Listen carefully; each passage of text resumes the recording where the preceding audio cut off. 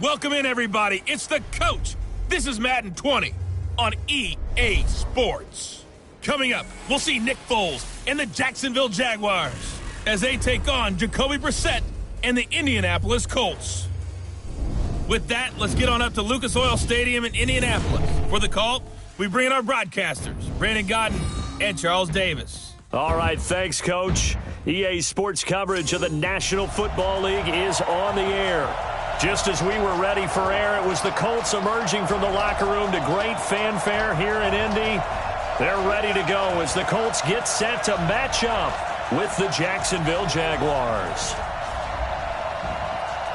From the booth, Brandon Godden and Charles Davis. And Charles, this AFC South, the only division with 3 teams over 500 a year ago. Now here in 2019, this may be the most wide-open division in the National Football League. In addition, it's a really improved division because for years, remember, Indianapolis ran this division. Then Houston popped up and they took over.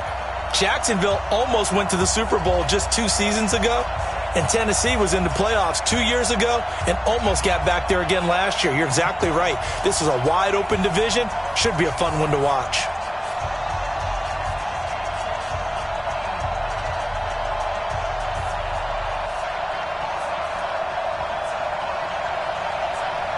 Here's the punter, Rigoberto Sanchez, on to get us started. And off we go on EA Sports. This fielded at the 2. And he'll get across the 20 before he's brought down at about the 23-yard line. The Jaguars taking the field for the first time, and it's Nick Foles, injured in Week 1, but he is back to lead out the Jacksonville offense, Charles. Taking what he believes is his rightful place as their starting quarterback, but in his absence, Gardner Minshew performed quite well, extremely capable. 13 touchdowns, just 4 interceptions. The only downside, Jacksonville didn't win enough games. So now here comes Nick Foles again, and their season is essentially on the line. They're at Indianapolis, at Tennessee the next 2 weeks. This is why they brought in Nick Foles, to win those games. Stop your whining. Foles.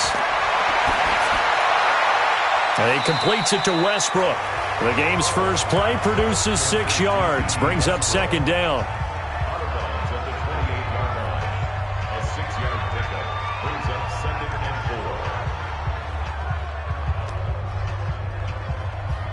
6 yards was the pickup on the last completion, so here's 2nd and 4. Here's Foles. That's out to his running back, Fournette. And he gets this one just shy of the 40, down at the 39. 11 yards there, first down. I like it, I like it, I like it. Get everyone involved in the passing game, and you know you can create those great mismatches throwing it to your guys out of the backfield. And on the first drive, that can also help establish some rhythm, right? I think so, and gets everyone involved. They feel like they're part of it, and really gets them amped up as they go forward. Now this one over the middle into the hands of his tight end, complete. 7 yards, the pickup on the pitch and catch. Now that's staying ahead of the chains. Really good pickup on first down, hitting the tight end there. Now it brings up a 2nd and manageable. Just found a hole in that zone. Able to get 7 on that first down pass play. 2nd and 3. They go with Leonard Fournette, 3rd-year back from LSU. Pushing forward for 3 up to the 48. And the offensive unit now for the Jaguars. And here comes Leonard Fournette, the big, and I mean big, tailback out of LSU. When he takes the ball inside, people make decisions about whether they want to tackle him or not, and he has enough speed to get to the perimeter and outrun defensive backs. When he puts it all together, he makes the Jaguars' offense very difficult. Hey, here we go, I got you, I got you.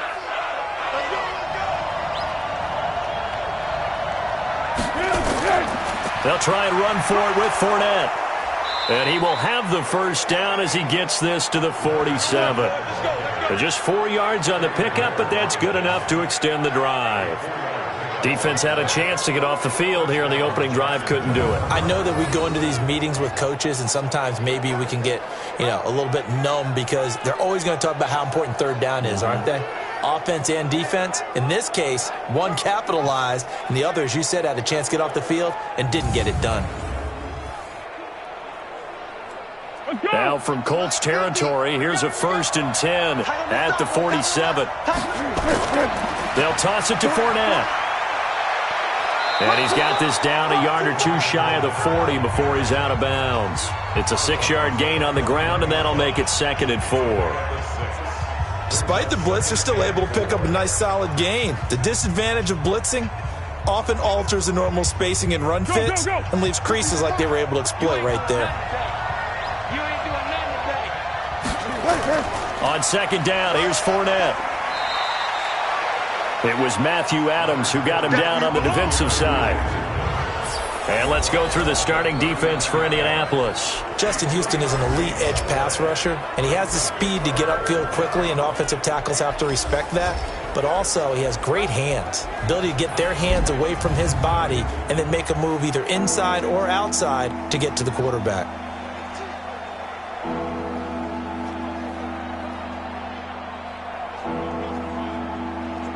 It's been a 7-play opening drive, and this is 3rd and short.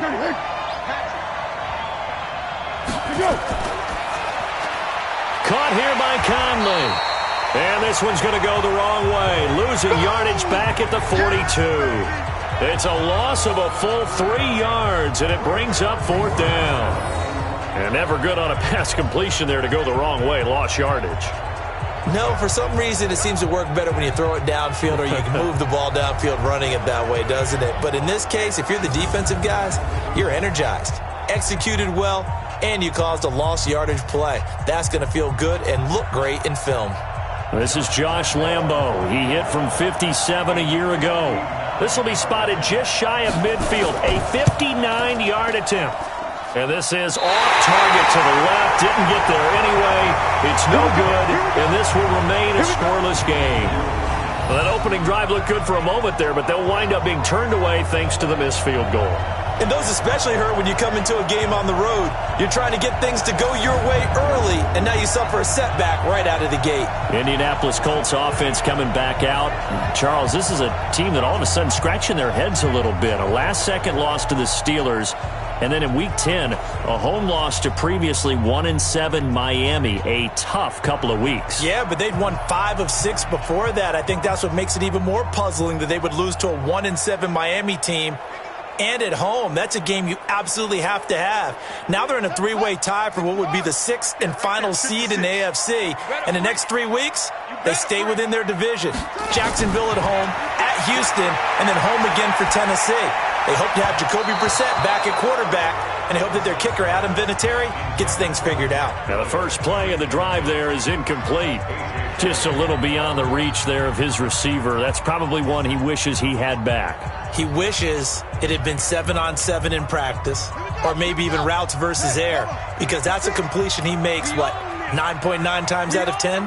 Just missed that one. This is Marlon Mack, third-year running back. And he's going to take this across midfield into Jacksonville territory. Miles Jack there to make the tackle. All right, Brandon, I know we're in the early going here, but those kind of runs, they're going to open up a world of opportunities for this offense going forward. And it looks like we've got a dime set here defensively. 6 DBs in the game. From the gun, here's Brissett. That's complete to Jack Doyle, the tight end. And a loose football. And the Jags grab it. And they will take over at the 26-yard line. Often on fumbles, you look at the guy who coughed it up and say, geez, what did he do? But, hey, let's tip the cap to the defense here. Not a problem at all, my man. I'm not even going to tip it. I'm going to doff my cap to him. Congratulations. Big-time play. Knocking it free and creating something good for your team. Out comes the Jacksonville offense as they get set to take over here. Last time out, they had that long 50-plus yard field goal that they missed. And I'm sure on their sideline they're thinking to themselves, okay, do we still want to try one if we're in that position again? And I would dare say that the answer would be yes. They're going to have a lot of confidence in their kicker. But just to be on the safe side, I'm sure they told their offensive guys, can we get a little bit closer this time? Get a little closer. Yeah, I'd rather get in the end zone first and foremost. But if all else fails, less of a field goal attempt for him. They'll start out on the ground. It's Leonard Fournette. Only a couple there as he'll be brought down about the 28. One thing to keep in mind, partner, especially in the second half, when you've got a running back of this size, of these dimensions, I can just tell you, attrition does set in for a defense because you're excited about hitting him in the first half. Maybe not so much in the second half, and some of these shorter gains turn into bigger runs later. Throwing on 2nd and 8. Foles. And connecting here with DJ Shark. And they get him down, but not before he takes it across the 40-yard line. Give him 14 on that one and a first down. The goal for any offense versus his own defense, find the holes where guys are available and put the ball on the receiver before any defender can step up and fill it. They did it well there. Perfectly executed crossing route. Fournette, a first down carry. And he's going to be hemmed in and brought down right at the line of scrimmage. Danico Autry is in on the stop. Early down stuff to put this offense in a precarious position. We know that securing the point of attack, especially against the big-bodied guys in the middle of this D, has got to be priority one.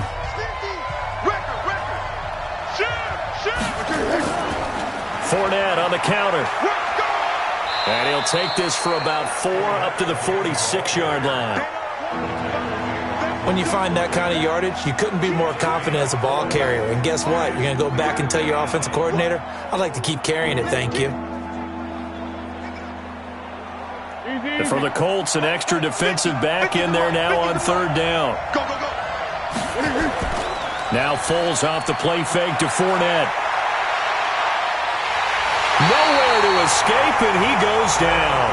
Justin Houston making his presence felt there in the backfield. Well, they go play fake. The problem is nobody was faked out. And when no one's faked out, what's the end result? Quarterback gets hit.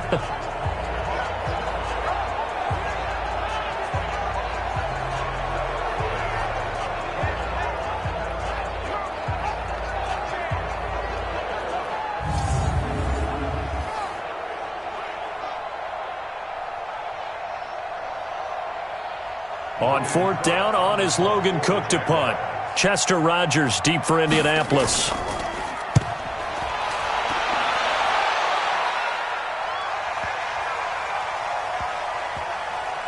Oh, and what a play on special teams here. This is going to be down inside the 5, all the way down at the 2-yard line. And he's got to be fired up about that effort. I don't think he could have walked out and placed it any better than where he ended up putting the football. That was excellent. And now Indianapolis set to take the field. And they will begin with, should we call it, far from ideal starting field position, their own 2-yard line. So what's your definition of ideal? The 1-yard line on the other side of the field. Yes, exactly right. So, yes, your definition is apropos in this case.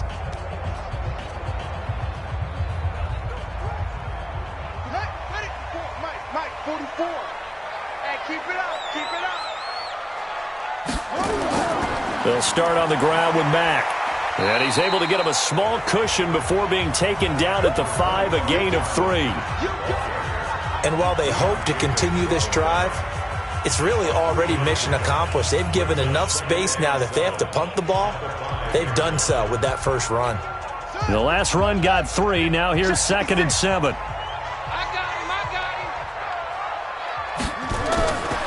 Brissett sets to throw it. They'll find Hines out of the backfield. They'll get a couple yards on that one, and that's going to lead to a 3rd down.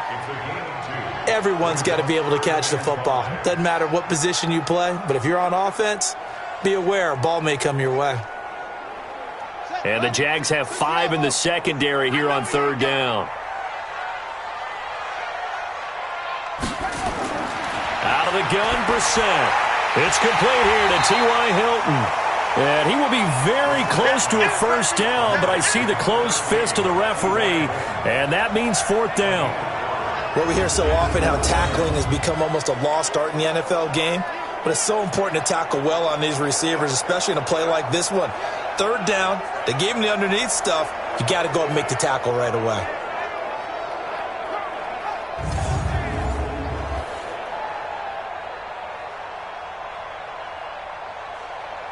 Out is Rigoberto Sanchez on 4th down to punt this thing.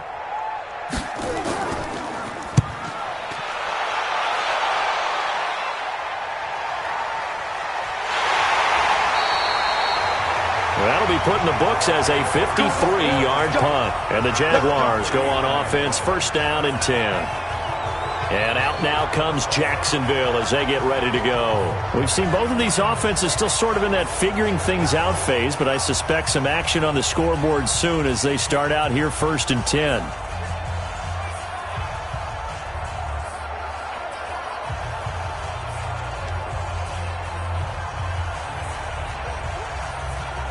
So from the 39 now, they'll come up on a 1st and 10.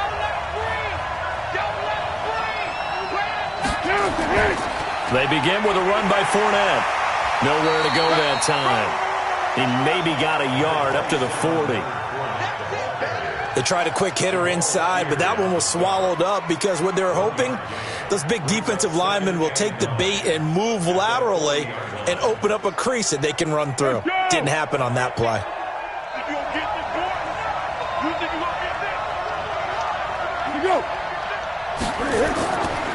Now Leonard Fournette. Anthony Walker, the other Colts linebacker with over 100 tackles a year ago, making the play there. A quick burst there, and he nicely bit off a pretty decent gain.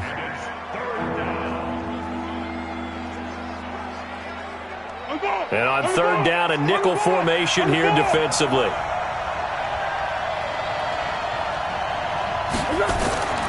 Now Foles.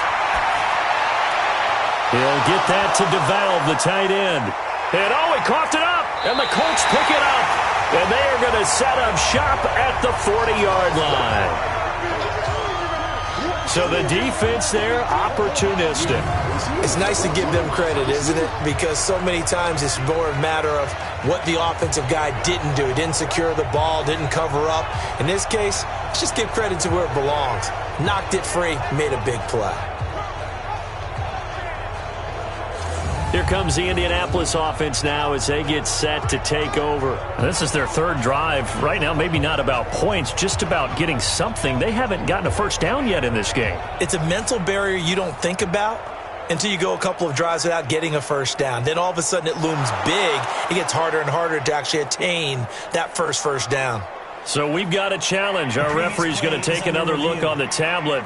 He's going to be watching to see if the knee was down prior to the ball coming out. Oh, I love what you just said there. You nailed it, because if the ball's shifting or moving before the knee or any other part of the body hits the ground, then that'll be considered a fumble.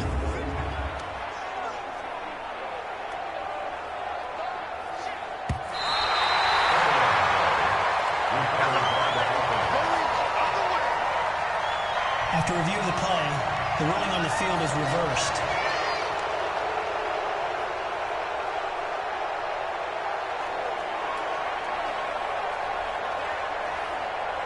Foles going to come up now 1st and 10. And he's a perfect 6 for 6 here to start the ball game.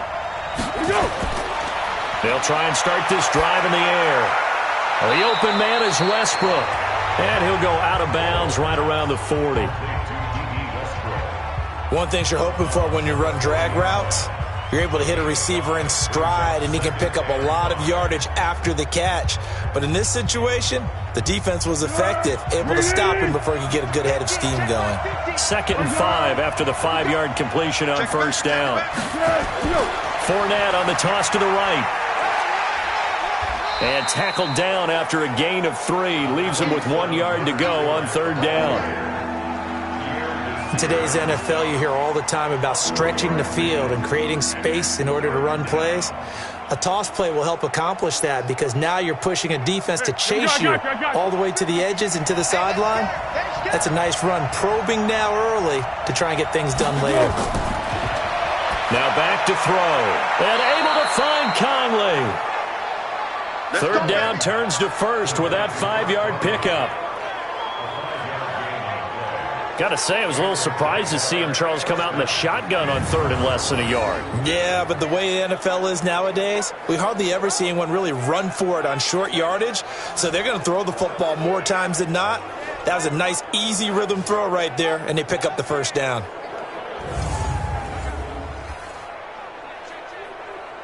Foles now 8 of 8 throwing the ball in this 1st quarter. It's 1st and 10. Fournette running out of the gun. And they're going to stop him right at the line of scrimmage. Just no cutback lane to be found whatsoever. 2nd and 10. Defensively, though, they had a chance there to hit him for a loss. Couldn't get it done. Looked like someone was able to knife into the backfield, but he wasn't able to get him down. But his compatriots, they were able to grab him at the line of scrimmage and not let him get any further downfield. Check 26, check 26. A shotgun give to Fournette. Oh, Fournette loses it. It's out. That's it, baby. Wow, that ball gets knocked free, but a teammate comes along and scoops it up. It's almost like baseball. Guys at bat, people are on base in scoring position. One guy doesn't get him home. The next guy comes through and picks him up. And avoids the turnover.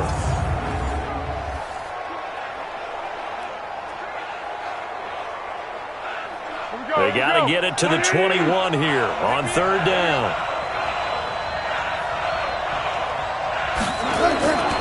Back to throw here. That's to his running back, Leonard Fournette. They get 9 yards there, and they get a 1st down. I know most of the time when the ball's in the air, you're thinking wide receiver, tight end, but running backs, they can be a big part of any passing offense nowadays.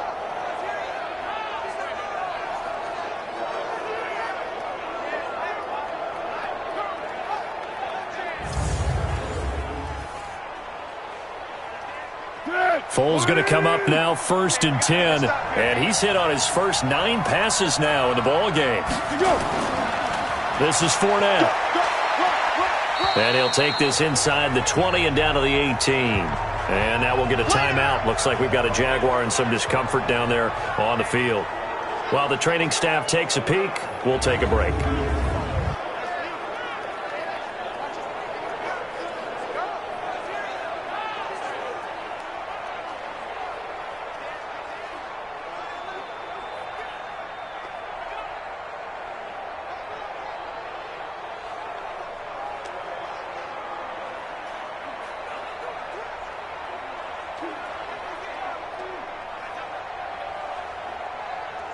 Three yards on that last carry. Here's 2nd and 7.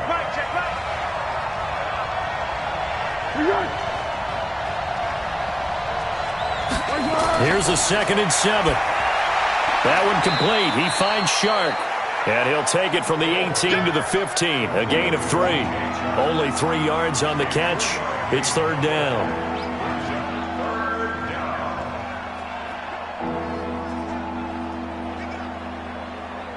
This will be the 8th play of the drive here. 3rd and 4.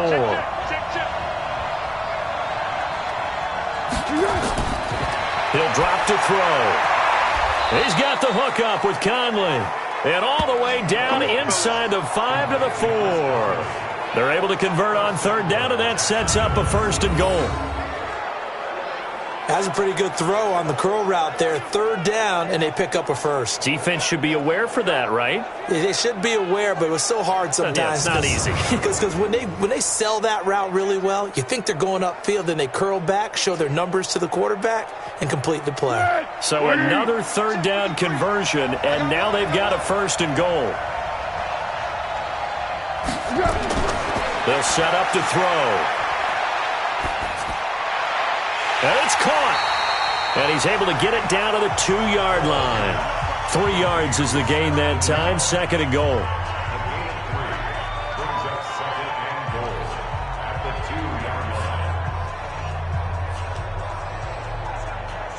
Trying to get one more in here before the quarter breaks.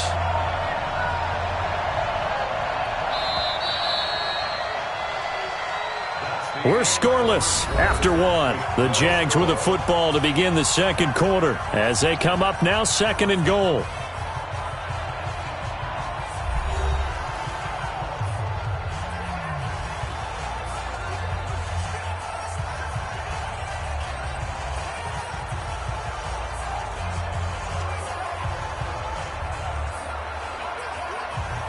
They come up in an offset eye. 2nd and goal, and they will try again from the 2-yard line.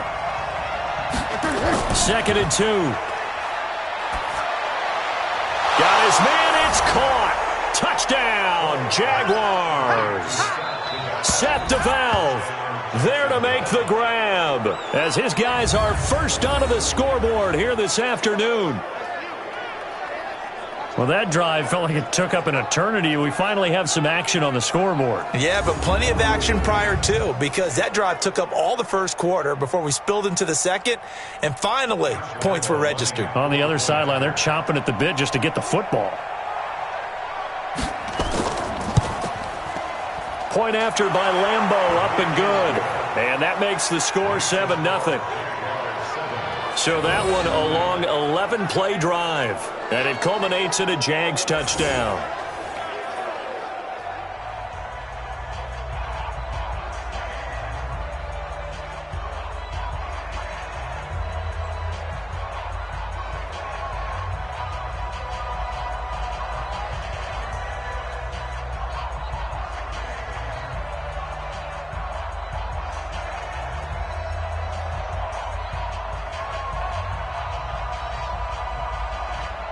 And Lambeau now, after the touchdown, he'll kick this one away. This fielded a few yards into the end zone. And no run back here. This will be a touchback, and it comes out to the 25-yard line. And now Indianapolis set to take the field. And things haven't started so well for this side. 2 drives, 2 punts. So now you've got to start looking not just at play calling, but which guy's going to step forward and say, okay, let's get this thing done. Because within that unit of 11, sometimes one guy can make a big-time play and break through the barrier.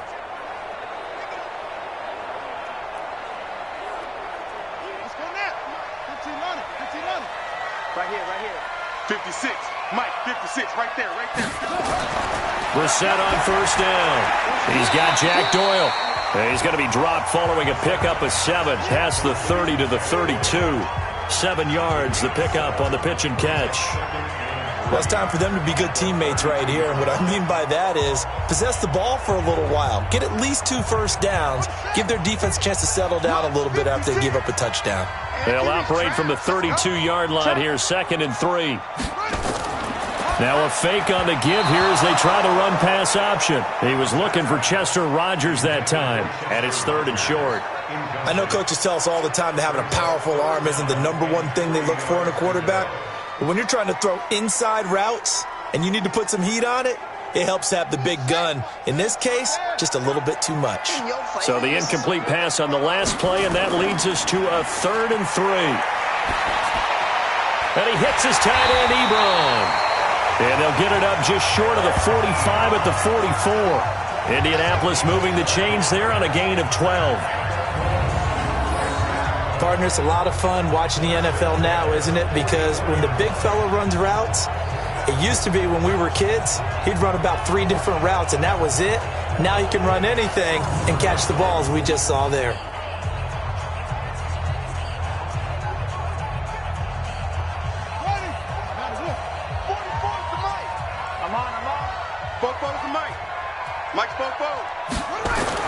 Brissett to throw on first. Hits his target to tight end Mo Alley Cox. That throw good for 4. It's 2nd down. Brandon, perfect defense in this situation would have meant that there was an incompletion that would have picked it off. Okay, so they gave up the completion. But I really enjoyed watching how the defense stayed in sync, stayed in great communication, and as he dragged across each zone, you see him pointing, communicating. There he is, and they passed him off to each defender. Ended up making a nice play, even though it was complete. And he's going to have another first down as the tackle's made at the Jaguars' 39. Now that was pretty. They executed that curl route versus zone coverage, and that changes things a little bit because against man, it's often a tight curl, tight, sharply run route. Against zone, you're just looking for that open spot, that dead area, so you make curl a little bit wider just to get to that place. And usually a tight window. He fired a bullet in there for the completion. And not a lot of daylight, not really any daylight inside as he's going to be stopped right at the line of scrimmage. Brings up 2nd down. And as a defensive end, getting off the ball quickly, swarming to the football, making a tackle, that's what we saw right there. Yeah, that's what their job is. And really, a lot of the time, they have to throttle back a little bit in the run game because you know those defensive ends, they're like in a sprinter stance. They're just headed straight for the quarterback. That was good recognition on that play to hold him to no gain. call it a gain of 4, and it'll leave them with a 3rd down and 6 to go. Well, they certainly had success throwing the ball on this drive and not as much running it as we just saw once again on that last play. Stopped after a very short gain. But I wouldn't abandon the run totally because otherwise, pass rushers just tee off on your quarterback. Makes it very, very difficult for him in that situation. Now throwing on 3rd down there, but he cannot connect. You can tell they were hoping for a flag there offensively. Several on the sideline motioning, hey, why not a penalty? Why not a penalty? What did you see? Yeah, I think you've got to let them play, and the officials are instructed. If there's contact coming from both sides, no flag. Let them fight it out. And forces 4th down.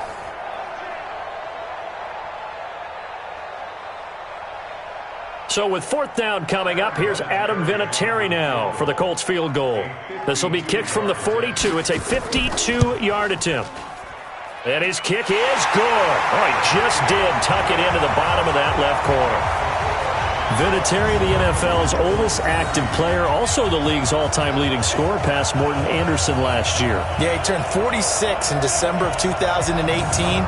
He really can't see it in his leg. Maybe in the beard. You can see it in the beard. Maybe in the beard. That's about it. But as long as he's booting him the way he's booting him, keep going, big guy.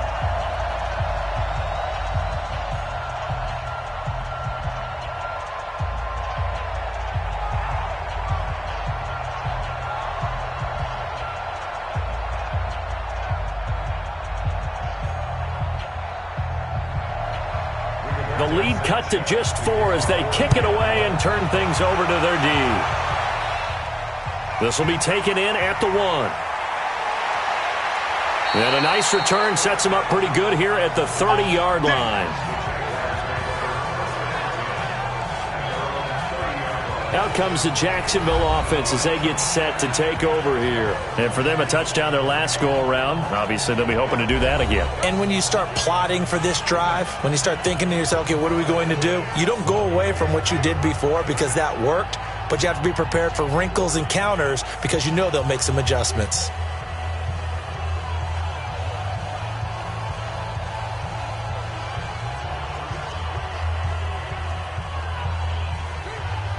So 1st and 10 now from the 30.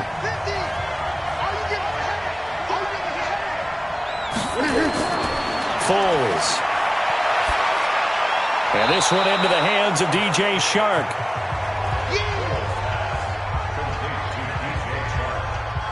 A 6-yard pickup brings up 2nd and 4 at the 36-yard line.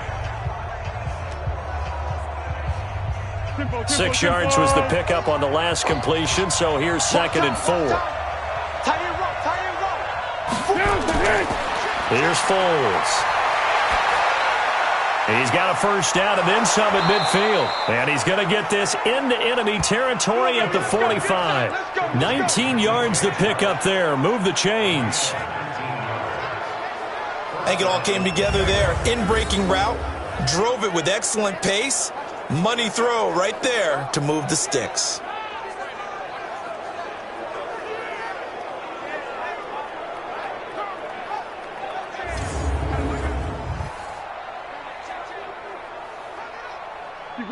Now from Colts territory, here's a 1st and 10 at the 45-yard line.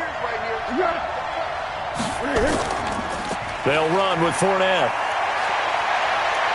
He's got the 1st down here inside the 30 and down to the 27-yard line. A big one there for the Jags. 18 yards, 1st down. Now, this is an example of breaking down a defense because on a lot of these runs, he's getting past the point of attack, and guess what he's doing? Forcing the secondary guys to have to make a lot of tackles.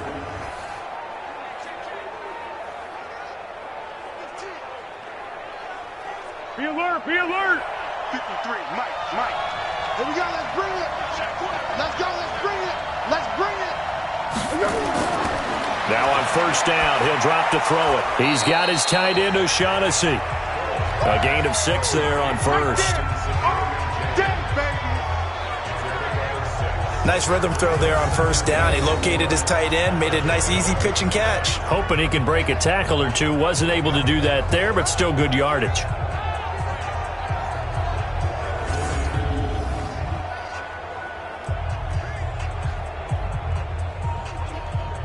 6 yards was the pickup on the last completion, so here's 2nd and 4.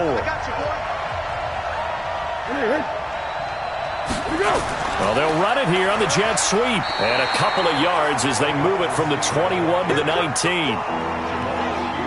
That's all about doing the dirty work right there defensively. 2nd and short yardage, that's all about plugging those gaps, not giving a running back a crease to run through, and has a nice job to hold him just a couple and force a 3rd down. The Jaguars on 3rd down. They've converted 4 times out of 6. Not bad. This time they face a 3rd and 2. They're going to look to throw. Nowhere to turn this time, and he goes down. Sacked back at the 29. Anthony Walker in there to get him for a loss of 9 yards, and that also leads to 4th down.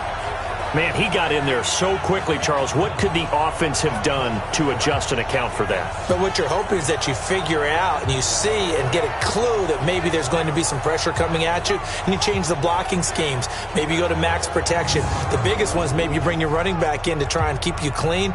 But in that case, that didn't happen. 0 accountability, and a sack resulted. So out comes a field goal team now for the 2nd time here today. And this will be a 45-yard attempt. And this is right down the middle as he puts it through.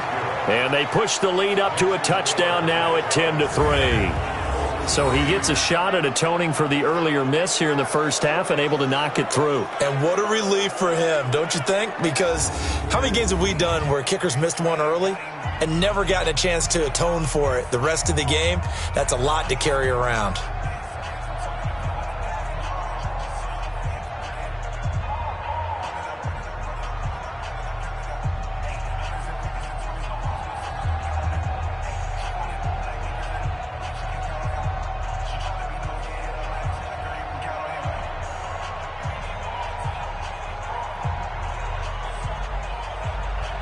Now after the made field goal, back out Lambeau to kick this one off.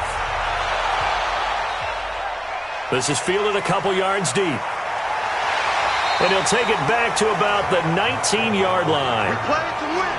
Let's go. Here comes the Indianapolis offense now as they get set to take over. And it's been very much a slow start for them. 3 drives and just the 3 points, CD. Yeah, if you're into the points per drive ratio, that answer is 1. And that's not going to get it done in a ball game. They've got to find a way to finish these drives in end zones, not having balls go through goalposts.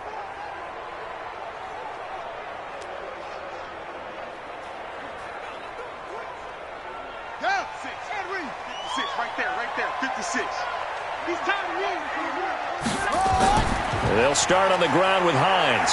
And he is swallowed up right at the line of scrimmage. Call it no gain on the play, and it'll be 2nd down. Perfectly designed blitz right there. They took that one from the grease board to the field because they were able to free up their linebacker to get into the backfield and spill the play. Officially nothing on that last run. They'll try again 2nd and 10. Here's Brissett. They'll run the screen with Mack. And he's brought down, getting this one up to about the 35. 16 yards, a 1st down. When you run a screen pass really well, you got to like the look of it because so many parts come together to make it work well. The offensive linemen where they're faking people out, the back slipping out there, catching the football, then all of them going together as one unit downfield. A really nice pickup.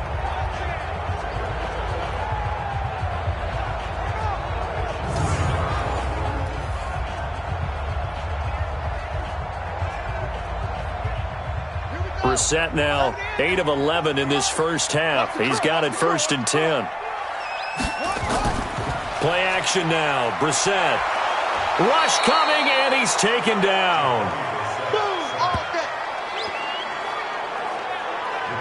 And plays like that really hurt play calling. They had a really nice gain on the previous play, but gave about half the yardage back on the sack. Excellent pressure up front. Nowhere to go with the football. Down he goes.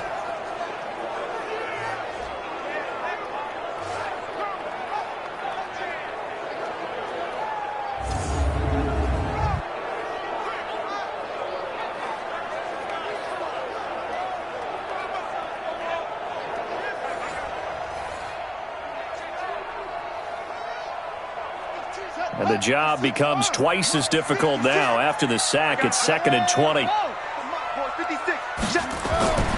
This is Hines. And from the 25, they work this to the 29, a gain of 4. On any running play that's called, they're always hoping that it's going to break big and go the distance. But when you get a nice gain like that, you're able to do so many things anyway. You can come back and run essentially the same play again, continue to move the ball on the ground, or you can decide to throw the ball now because usually you have the defense back on its heels. Brissett sets to throw it. He'll find Hines out of the backfield. And he'll only get this to about the 35, well short of the line to gain. It's a gain of 6 on the play, and it'll be 4th down. Well, that's certainly playing down and distance very well by the defense, isn't it? Take whatever you want underneath, by all means.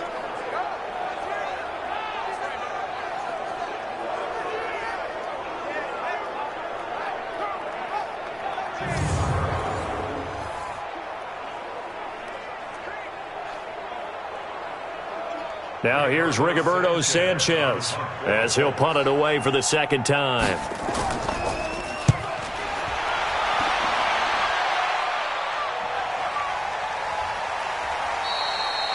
Good open field tackling there. A 50-yard punt followed by just a 1-yard return. And it'll be Jaguar football as they take over deep in their own territory. A look at the running back, the man out of the backfield as he gears up to go again. We're in the 2nd quarter. They've got the lead. The lead, though, not so much because of the ground game, because of their air attack, Charles. So what they're seeing so far is the possibility of things loosening up later in the ground game. Through the air first, maybe they have to start respecting that even more as the game goes on, and then there will be running lanes to find later. Yeah, try to get him more involved here on this drive, maybe. Now Foles. Caught here by Conley. And he's out right at the 25. The Jags picking up the 1st down there, a gain of 12. 1st down, Jacksonville.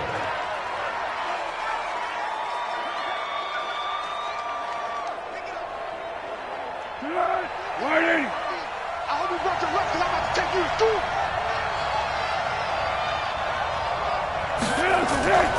Now Fournette. And he'll wind up with about 6, up past the 30 to the 31. Let's talk a little football 101 here because one of the keys to advancing the ball downfield, success on 1st down. Huge difference, as we know, between 2nd and 4 and 2nd and 8 and 9. 6 yards on that last play. Here's 2nd and 4. 2nd and 4. He'll get that to DeValve, the tight end. And they get him down, but not before he takes it across the 40-yard line. It's a 1st down on a gain of 10. That was a route run not just with dexterity, but with intelligence.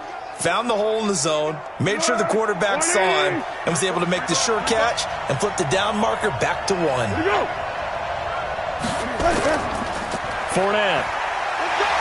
And he'll fight forward maybe to the line of scrimmage, but that's all. No gain on the play there, 2nd down. They've called his number a lot this afternoon. You wonder how much tread is left on those tires. We certainly do, but I always think back to one of my favorite coaches in the NFL, and he used to have a meeting with his running backs every year in the offseason and say, look, as many times as you're going to carry the ball, you should be able to carry it one more time, so make sure you get in shape. And now the throw taken in by Chark. And out of bounds on the other side of midfield at the 45. Give him 14 on that one and a 1st down.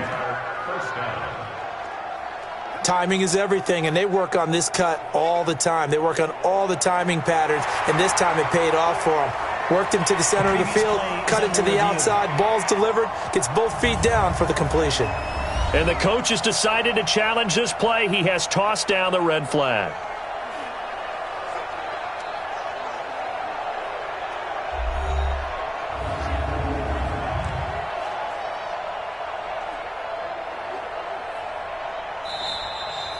The ball carried by the wide receiver.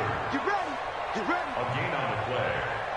1st down, Jacksonville. Well, he challenged the play. It did not pay off. And that means he lost a timeout in that challenge. And as a coach, you hate that. Don't know if you took the advice of the player, you threw it yourself, but it didn't go your way. At the end of the day, it all comes back to the head coach. He has the final determination on whether to actually challenge the player or not. In this case, it didn't pay off for him. And that's got to be so heartbreaking. You throw that flag, you probably feel really confident, and then all of a sudden, boom, you lose the challenge. Yeah, when you take a look at it, you're throwing that flag because you believe you're going to be right. And when it comes back the other way, you have to regroup.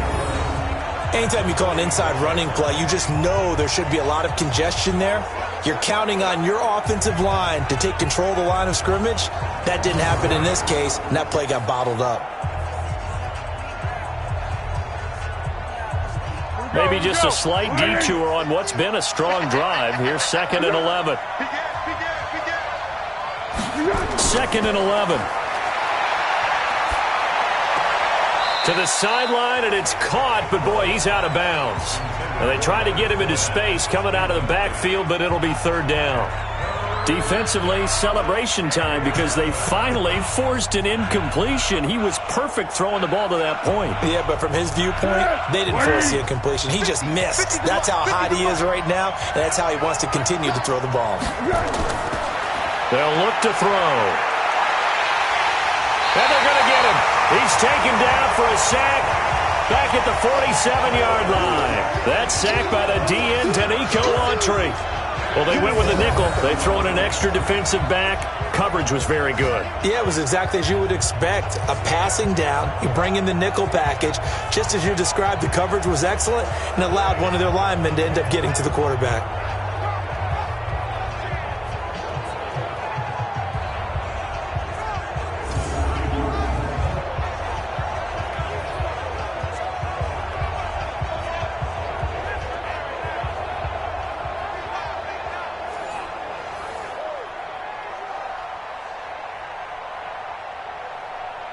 Here's Logan Cook now as he'll kick it away for the 2nd time. Our score 10-3 with 2 minutes remaining in quarter number 2.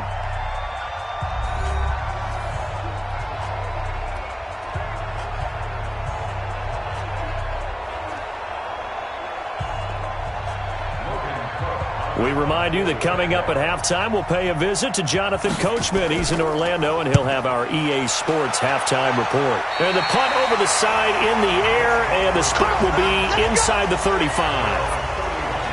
Getting set to go again as we look at the back, heading onto the field again. He's just been looking for some space. Yeah, I'm not going to pin it on him or the offensive line, but they need to get this run game going better. Sometimes you just have to credit the defense. They came in with a plan themselves. So I think now you try and mix things up a little bit. Get the ball in the hands of some other people, find some other playmakers, but always let the defense believe that he's still a threat. I was going to say, don't forget about it. No, don't take him totally out of the game. Line of scrimmage, the 31 now on 1st and 10. From the gun, here's Brissett. Throwing over the middle, but it's incomplete. T.Y. Hilton, the intended receiver, but it's going to be 2nd down. It's been my observation there's been a nice variety of play calling defensively. You and I often talk about an offense's ability to keep a defense off balance with what they're doing. I think the converse has been true in this game. Yeah, I think you're right. They seem to have gone off tendency quite a bit, but only the 2nd quarter, a lot of time to change things. Now left side, a completion to his tight end. And he'll be brought down shy of the 40 at the 38-yard line. The reception good for 7. It's 3rd down. Let's not quibble about the gain there on 2nd down. That was a positive play because that was a take-what-you-can-get situation. Got out to the tight end. Now it gives him a much better opportunity to convert on 3rd down. A 2nd down completion got him 7. Now here's 3rd and 3. And that is incomplete. Not much going on this drive. Looks like they're going to have to punt it away, CD. And right now I know a lot of their fans are screaming for the OC to change things up, get away from what he's been calling. Sometimes you just need better execution of the plays that have been called.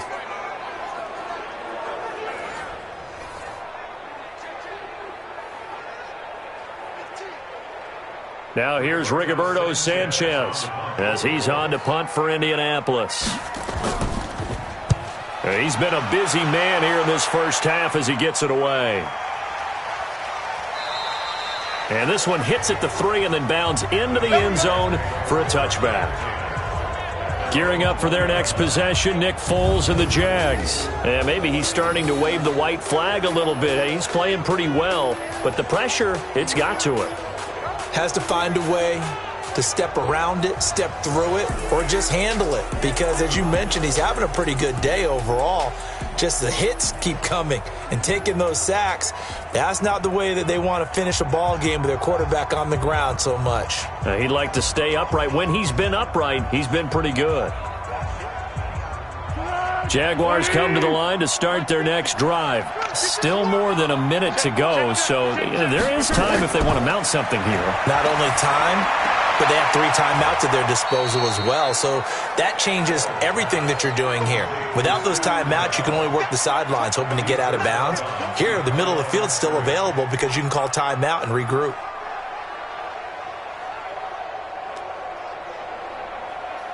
Second and 9 now from the 21. Oh, yeah, I'm coming. Oh, yeah,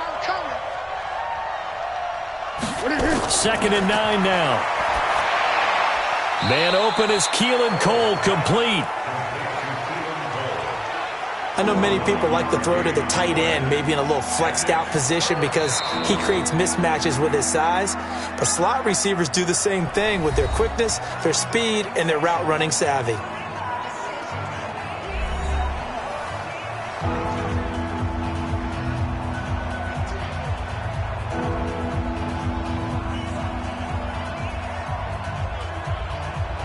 They had the catch on second down, but it didn't help at all, and now they're looking at third down here. Watch the twist. Watch the twist. They'll look to throw here. Going underneath here, the tight end DeValve, and he's going to have the first down, yardage to the 35. Now the Jags will use the second of their timeouts as the clock will stop with 55 seconds to go until halftime.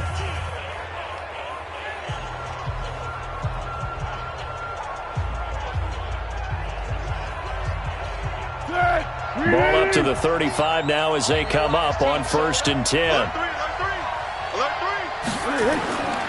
Now back to throw. That one complete. He finds Shark. And he'll be taken down, but not before he gets into enemy territory. A Jacksonville first down on a pickup of 17.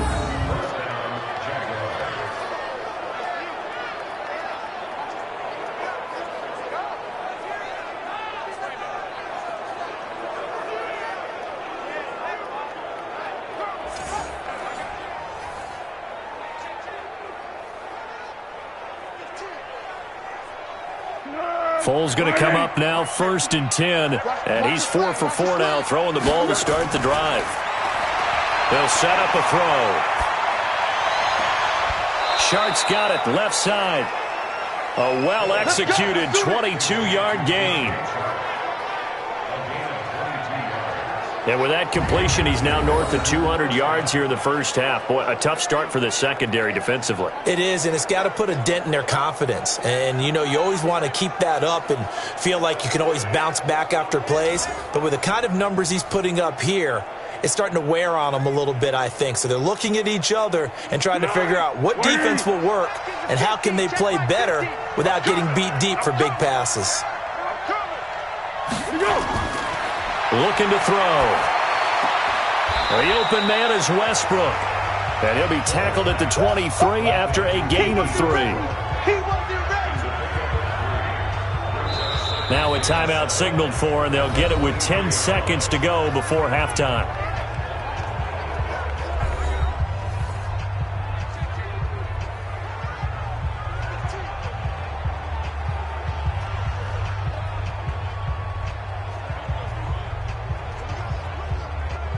So on second down, the field goal unit is on here as they try to get 3 before half. This a 40-yard attempt from the left hash. And Lambeau will put this one through, and they will stretch their lead to 10 now at 13-3. So a capper there to a pretty good first half. And I love the way that they put a chokehold on the clock and pretty much drained everything before they put the field goal on the board as they headed into the half.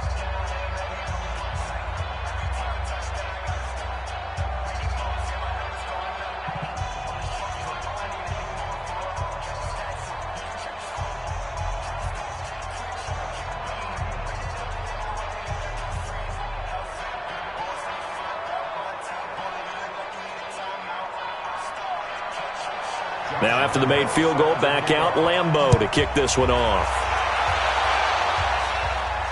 This is taken at the 3. And he'll make it across the 20 as his guys will set up shop at the 23-yard line.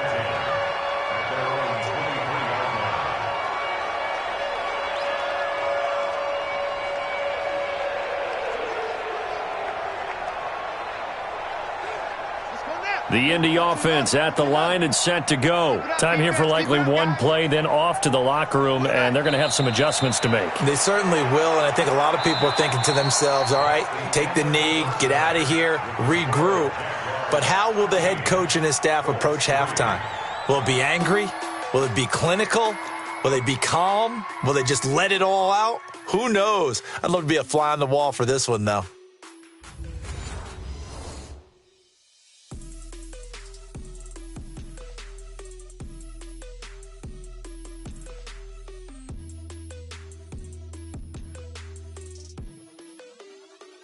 All right, Coach, thank you, and we welcome everyone back for quarter number 3.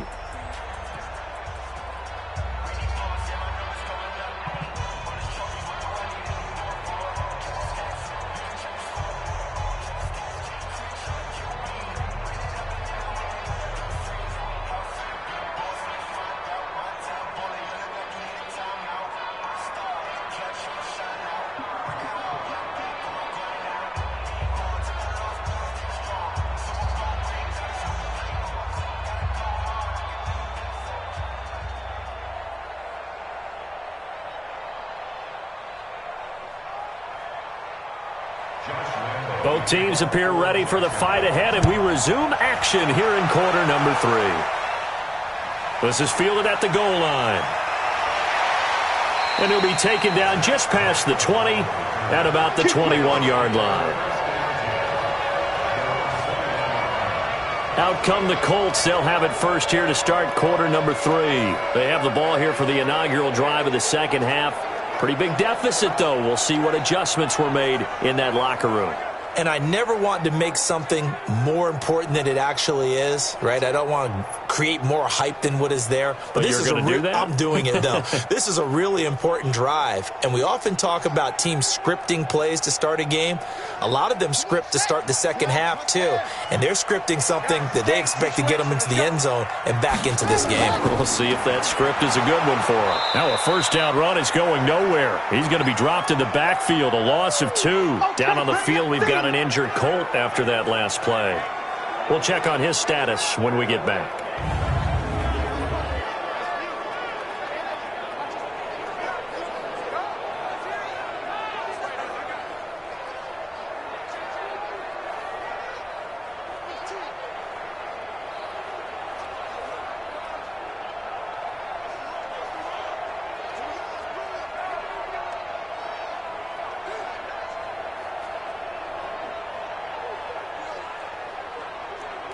So the opening play of the drive goes backwards. Now they'll come up on 2nd and 12. They run with Hines. And this looks a lot like the last play. Behind the line of scrimmage, he's tackled for the second straight go-around. Great job by this Jacksonville D. But these guys are going to chop into that deficit. They're going to have to do a much better job in the run game. Caught behind the line of scrimmage, no yardage to be found.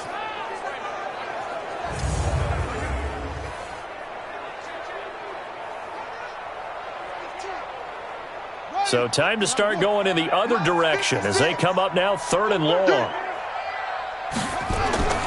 Out of the gun, Brissett. That's complete to Hines out of the backfield. And he'll lose yardage here, back to the 15. 4th down now after a loss of 2. Really good defensive effort. They were all over that little swing pass out to the right side before lost yardage. Terrific read. Better execution, and done with a lot of enthusiasm, wasn't it? Absolutely. They saw it all the way, ran to the football, and caused a nice play for lost yardage.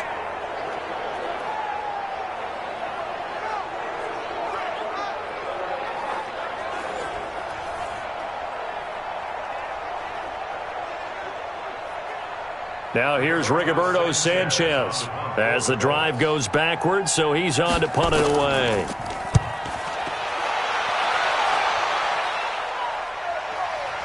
fielded just inside the 30. We'll call that a punt of 54 yards. Well struck. And out will come the offense as they take over. Here comes the Jags offense now. Time for their first possession of half number 2. They have the lead here. Well, we talk a lot about pregame speeches. What are halftime speeches like? For the most part, not nearly as emotional. They're a lot more clinical. Every now and then, though, they'll get after you if they think they need to light a fire. But in this case, let's go into the virtual locker room, because here's what I think happened. They got in there and they said, listen, let's take control right away. Defense, we got the lead. Defense, don't give up any points. Turn the ball back over to the offense and let them go down and score and give us more of a cushion in the game. Check so far. Defense shut them down. Let's see if the offense gets done. I like the idea to mix it up from time to time because, let's face it, you can't be predictable. But the execution was a little lacking on this one, right? They might want to go back to the drawing board with that call.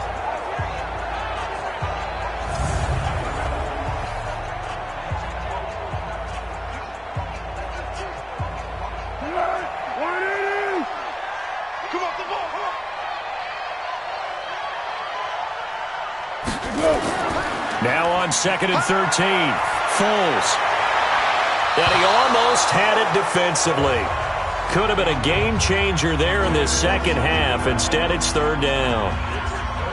He's lucky to be getting that one back. After what they've done with him all day long, with all the targets trying to go after him, he's obviously gotten smart, and his pride has kicked in. Made a terrific play.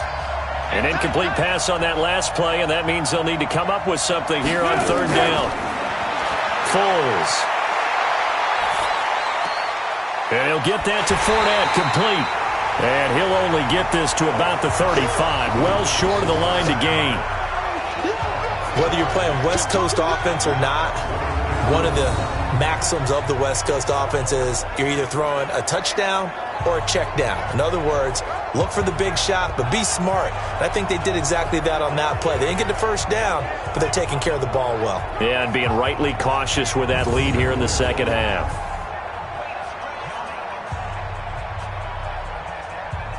Here's Logan Cook now as he's on to punt for Jacksonville.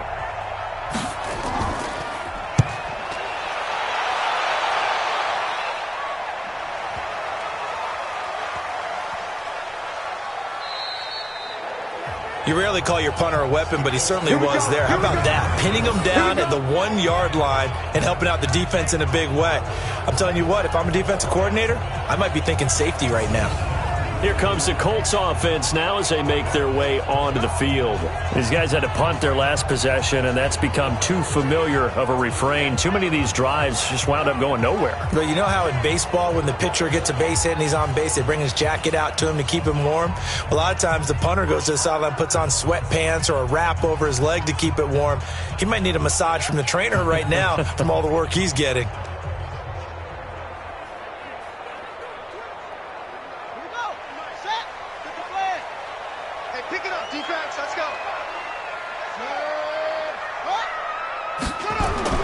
They'll start out here with a jet sweep.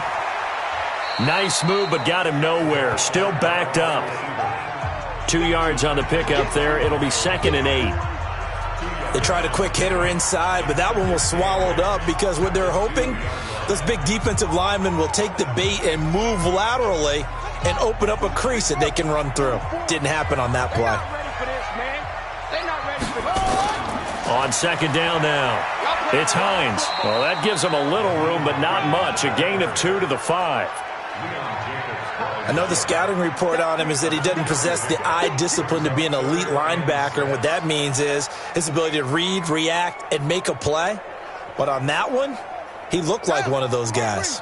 These guys have punted 4 times already, and they're staring at a 5th, barring a conversion here on 3rd down. They'll run it here with Wilkins, and able to get it across the 10 to the 15.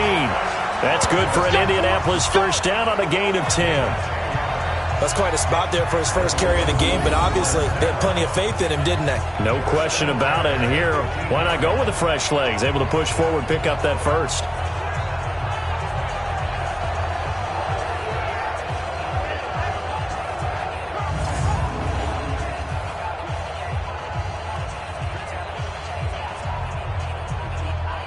Now they have a little more space to maneuver from the 15, 1st and 10. Play fake. Brissett. To the right side to Eric Ebron. No gain there on the completion. 2nd and 10. Well, that was a simple throw and catch, but even with that completion, 0 yards gained, so they're behind schedule on down and distance. I think they were hoping to get it to him. He could make a man or two miss, but that window closed quickly. Had the completed pass, but for no gain, stopped right at the line, so it's 2nd and 10. They run the counter. Hines, and they're going to get him behind the line yet again as his nightmare afternoon continues. The 2nd down play, not much better than the first, just a gain of 1 there. Sometimes with the running game, you've just got to stick with it. Look, it's the 3rd quarter, no time to panic. But that also doesn't mean you just do it the same way you've been doing it the entire ball game. Maybe change up some blocking assignments or run a few different plays, but stay with the overall essence of the running game. Now throwing on 3rd down there, but he cannot connect. We're into the 2nd half now, and this is an offense that continues to struggle to sustain a drive. Looks like they're just totally out of sync, whether they're running the ball, passing the ball like we saw there. I don't know. The rhythm seems off.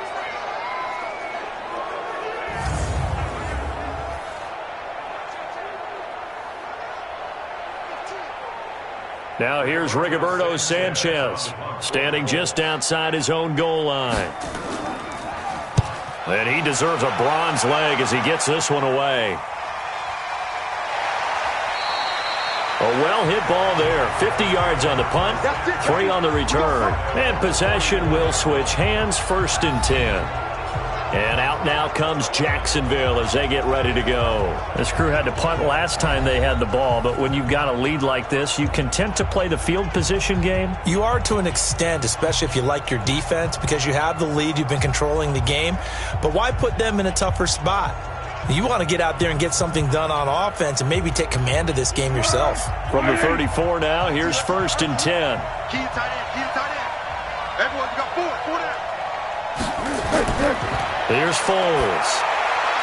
Going underneath here, the tight end DeValve. A gain of 6 there on 1st. That's a staple of this offense. Drag route to the tight end. Yeah, he's unable to use his size to break off much more yardage after the catch, but still an effective gain nonetheless. 6 yards was the pickup on the last completion, so here's 2nd and 4. Now Foles off the play fake to Fournette. And this one into the hands of DJ Shark. And able to rip off a big chunk of yardage before being dropped inside the 40. A gain there of 21 yards.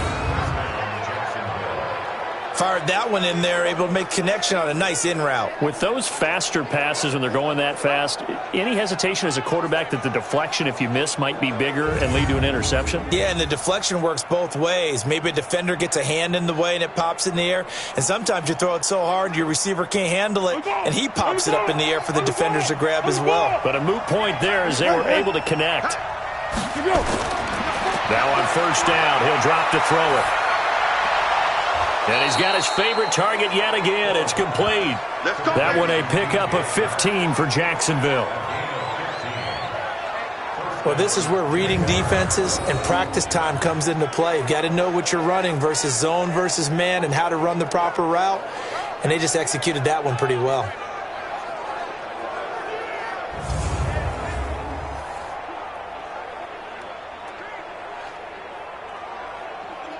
Foles now, 5 straight completions here in this 2nd half. 1st and 10. On the run, it's Fournette. And he is brought down at the 22 after a gain of 2, and it brings up 2nd down. Well, they had that one sniffed out. Excellent run blitz. Stopped that one for a short gain. What makes a good run blitz a good run blitz? The ability to stay on task, to follow up your assignment, go to the gap you're supposed to cover, and not be deterred by anything else. From the 22, Foles. And on the left sideline, he caught it, but out of bounds, according to the head linesman.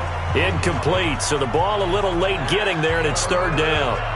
Great coverage there all around. Really didn't have many options to throw the football. Very little chance that that one was going to be completed. Every receiver was locked up. So the failure to connect on second down, that leaves them staring up here at a 3rd and 8. They'll set up to throw. And able to find Conley. And he will get this into the end zone for a Jaguar touchdown. A 22-yard touchdown grab. And the Jaguars are able to widen their lead. That drive that really increased their cushion felt very military to me. Very precise, methodical. That's one of the words you've taught me. And they just got it done. And slowly but surely now starting to pull away a little bit. Things looking good for them here in the third quarter. Not only pulling away, but you mentioned that slowly but surely. You also drain clock, too, with a drive like that. So you really give yourself an advantage. Extra point tacked on by Lambeau. And the decision to just kick the extra point winds up successful. That time a 6-play drive. And it results in a touchdown for Jacksonville.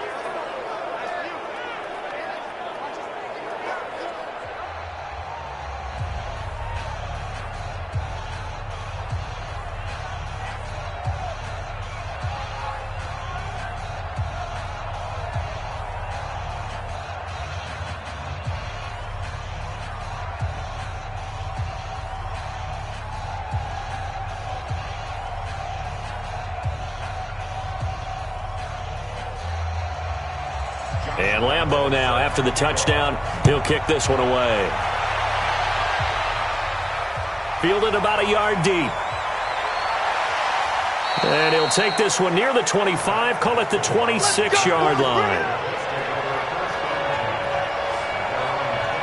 And now Indianapolis set to take the field. These guys had to punt last time. It has not been a very fruitful game offensively thus far. They haven't even made a trip to the red zone. And I know that everyone's going crazy on that sideline because that drives you berserk to come off the field, not really move the ball well. As you said, not even get to the red zone, let alone, not even put points on the board. They've got to just take a deep breath, relax, try and figure out what is working, and call more of that. Check, check, check, check.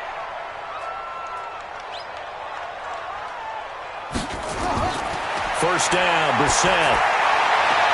A good throw here, finding Pascal. And he'll get this way down into Jacksonville territory. A big play there for Indy. 57 yards. Excellent execution, and now they're set up nicely. Are they ever? Red zone? I wonder what the next play call is going to be, because after a big play like that, a lot of teams like to use the momentum to launch another one.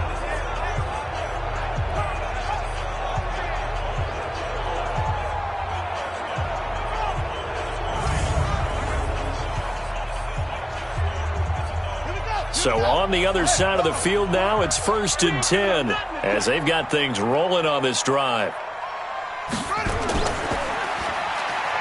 And they'll lose yardage here. Knocked back to the 19-yard line.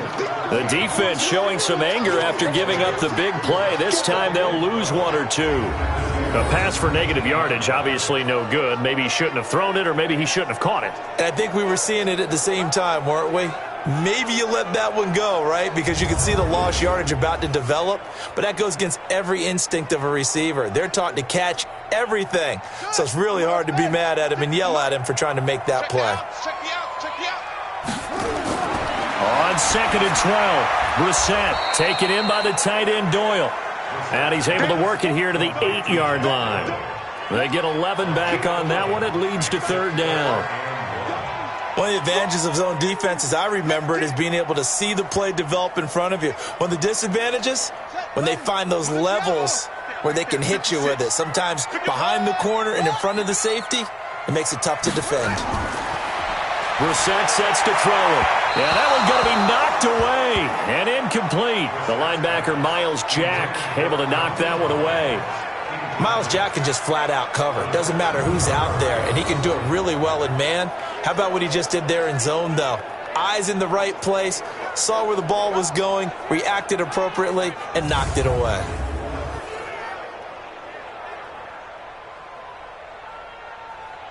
So out comes a field goal team now for the 2nd time here today. From the right hash here, should be an easy one. Vinatieri's kick is good.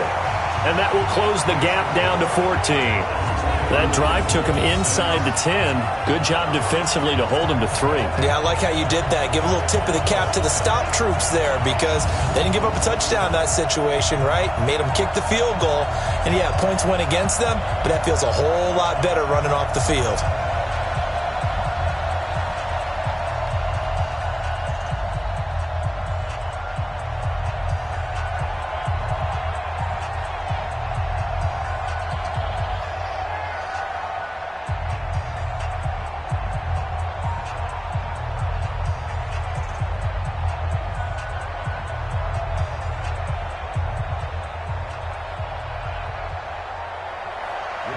Set now to kick this one away, and off it goes.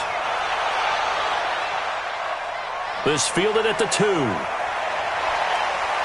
And not a bad return here. He gets it out to the 25-yard line. Look at DJ Chark as he and the rest of the offense head back out. And I know that they've double-teamed him a couple times, but not a ton. Whatever they're doing isn't working. He's up over 100 yards. We'll see how they adjust. And when they do that, they weaken their defense in other places as well. And how many times have we done games where we've seen a guy have a big game like this, but it's usually not by himself, is it? Right. Usually it opens it up for other people to have big games as well. Jaguars come to the line to start their next drive, and they're hoping to redo their efforts in the last drive when they got into the end zone. And just think of what it's like now on the sideline, because when you score a touchdown, you have to go over and look at the tablet and see what you did on the last drive. When you scored points, it's a whole lot better view than when you're trying to figure out how to fix things there. Third quarter and you've got the lead. You're not ready to go into that 4-minute offense to close the game out, but a running game can really benefit your team right now. They'll come up now 2nd and 4 from the 31. I'm coming after you. I'm coming after you.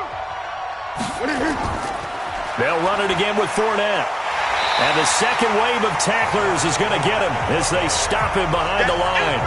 The second down play results in a loss of 2 yards.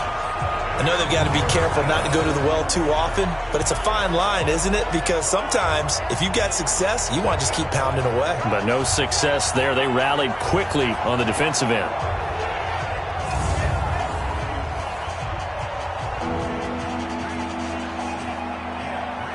Hey, here we go. I got you. I got you. Right. He's telling you. Tell him to right. Tell him to right. Now Foles. And that is incomplete.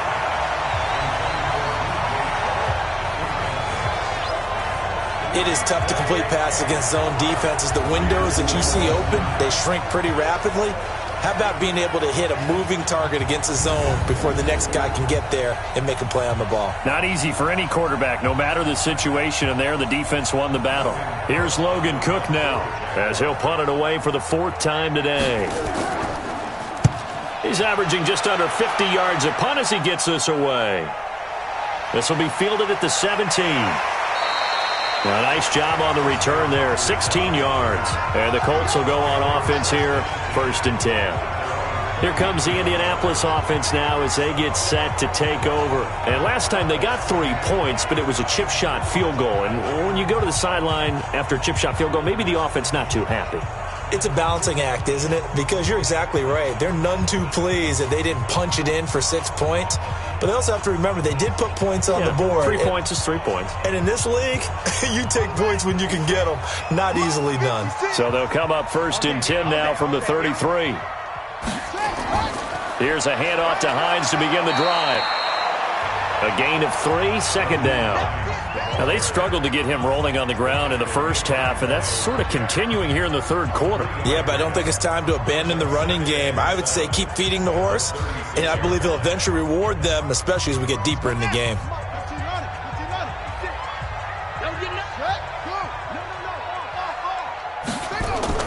They run again with Hines, and he'll grab a gain of 5 out of this up to the 41-yard line. Running lanes were at a premium in the first half, but he's able to find some room there, and he's hoping that that's a precursor of a big second half. These guys have punted 4 times already, and they're staring at a 5th, barring a conversion here on 3rd down. From the shotgun, it's Brissett. He's got Jack Doyle. And he'll be taken down, but not before he works it past the 50. A gain of 11 that time, and a Colts first down. 5th catch of the game for him there. Yeah, and the tight end position is now becoming a volume pass catcher. It used to be occasional, right? Safety valve. Throw one to him every so often, but mainly they want him out there to block. Nowadays, an integral part of the passing game, and they create such great mismatches that they often become the leading receiver. Brissett now perfect since the second half started. 7 of 7. It's 1st and 10. To throw is Brissett. Ebron with it over the middle. And past the 35, he'll be dropped a yard or two shy of the 30. It'll be a gain of 17 and an Indianapolis first down. Sometimes the most effective routes are the ones that you run in the backyard, and you probably ran them when you were 5 years old. How about a little curl there against zone? But the key to it is finding the open spots in the zone. How a linebacker or a defensive back will widen to give you space. Find that area and let your quarterback hit you. I can't believe they let you play. I can't believe they... A first down throw for Brissett. His throw incomplete. He was looking for Jack Doyle that time. And now it's 2nd down. He shook his head right when he released that throw. He knew it was going to be a little off target. Yeah, the excitement got him on that one. Wasn't able to control the fact the receiver was open, and it would have been an easy throw. Line of scrimmage, the 31 as they line up 2nd and 10. Off the play fake. Here's Brissett. This goes out right to Doyle. 4 yards on the completion, and it sets up a 3rd down. Well, they're unable to convert that into much, but it's never a bad idea to try to get the ball into a tight end of his caliber's hands and see what kind of disruption he can cause. This offense in desperate need of a conversion as they come up on 3rd down. They'll throw again. Brissett. And he will not be able to hang on through the contact. It's incomplete. The coverage strong, and now it's 4th down. We saw this a lot in the first half, and it continues. These receivers just not able to get much separation. So that means they have to win the 50-50 balls. They've got to go up with the defender and find a way to start coming down with them. And this time, contact and another incomplete pass.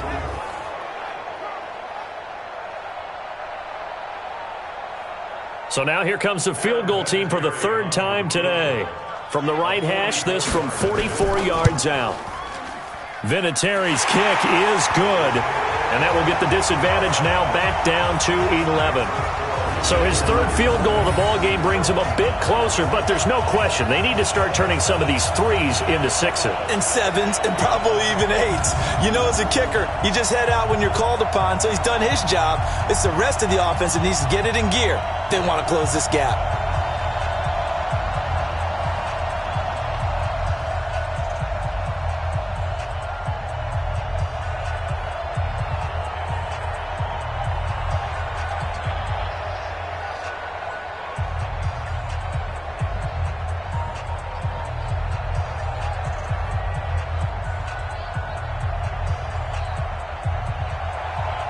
The kickoff unit is out on the field, and they will send this one away. This is fielded a couple yards deep. And the decision to come out is going to cost him 5 as he's taken down right at the 20. Nick Foles gearing up again here to go on offense. He's played well. Good first half. He's continued that here in the 3rd quarter. But my question, when you're a head coach, what do you look at stat line-wise for your coach? Do you go right to turnovers? You really do. As much as coaches don't want to talk about that, that's where it starts. When I played in college, our first rule for every game, the team making the fewest mistakes will win. And that's kind of how they judge you. Do you take care of the ball, not turn it over, keep it in the proper hands, and give your team a chance to win? Well, that's what he's done here in this one so far. Trying to get the run game going. This is Fournette. Gets this to the 24 for a gain of 4. An opportunity to get a drive started here at the end of the 3rd quarter. What you're trying to do is break the game down a little bit. Don't let your guys see too deep into the game, into the future, and say, oh, we got to get here. No, right here, right in front of them, melt the clock down, get to the 4th quarter, try and keep going. And try to keep that lead. Exactly. from the 24. Foles. The throw taken in by Cole. Give him 32 on the play. I know we love our jobs, and pretty much any play we see, we're pretty, excited about. But big plays, let's face it, that's what we absolutely live for. How about that one? That was great, and what our camera missed was the fist pump from the sideline after that catch. They're fired out. That's a big game.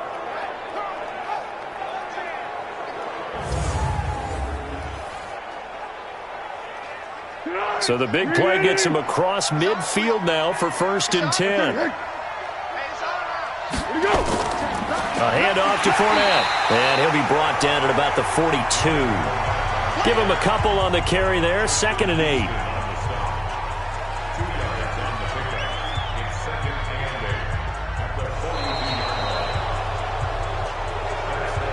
And that is going to do it for this third quarter of action. We'll return with more after this. You're watching the NFL on EA Sports.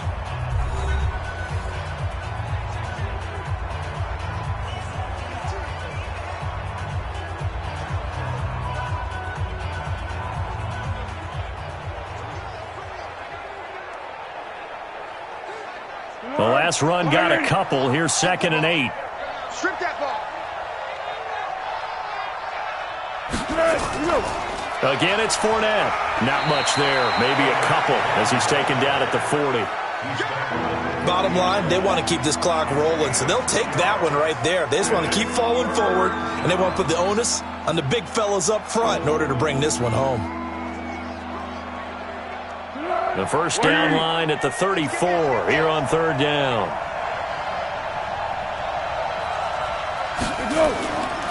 They'll look to throw here. The open man is Shark. It's complete. And he's able to get it to the 33. Good enough for a 1st down. His big game continues. 10 catches now and another 1st down. He's been the go-to guy. They needed a big play there on 3rd down. Went his way. It worked out. Doesn't matter whether they've scouted it or that they think he's going to get the ball. He has a knack for finding his way open and completing the connection. Let's go. So they'll come up 1st and 10 now from the 33. You might be getting tired of seeing me. He'll drop to throw. He'll get that to DeValve, the tight end. That throw good for 4. It's 2nd down. And, partner, I think that was a great example that not all tight ends are created equal because everything was right. Got the completion, but he's not one of the more dynamic guys in the league. So even though he caught it, couldn't turn it into much more.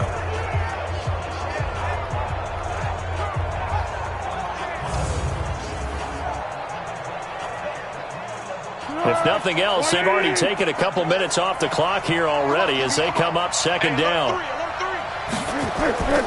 They go back to the ground now with Fournette. And he's going to have to protect the football and take his lumps here at this stage of the game as they stop him behind the line. That'll set him back with a loss of 3 on the play. And that's going to make it 3rd down and 10. Brandon, it's clearly a running situation when you're up in the 4th quarter. They're going to have to stack the box and make it difficult for them to move the ball. Made it very difficult right there. Now they need to repeat that effort. Yeah, bring 7, 8, 9, whatever it's going to take to slow them down. Now play number 7 of the drive as they're looking at a 3rd and 10. He'll look to throw. And intercepted. Maybe the turning point they need. Picked off at the 28. And he's free going down the left side. It's a foot race. And he will bring it back. An interception return for a Colts TD. Well, don't change that channel just yet. This one may have gotten a bit more interesting. Put down the remote, put down the clicker. This one looked like it was over. It looked like they were ready to seal the deal. But in doing so, by pitching it around a little bit, it cost them. We could have a great finish.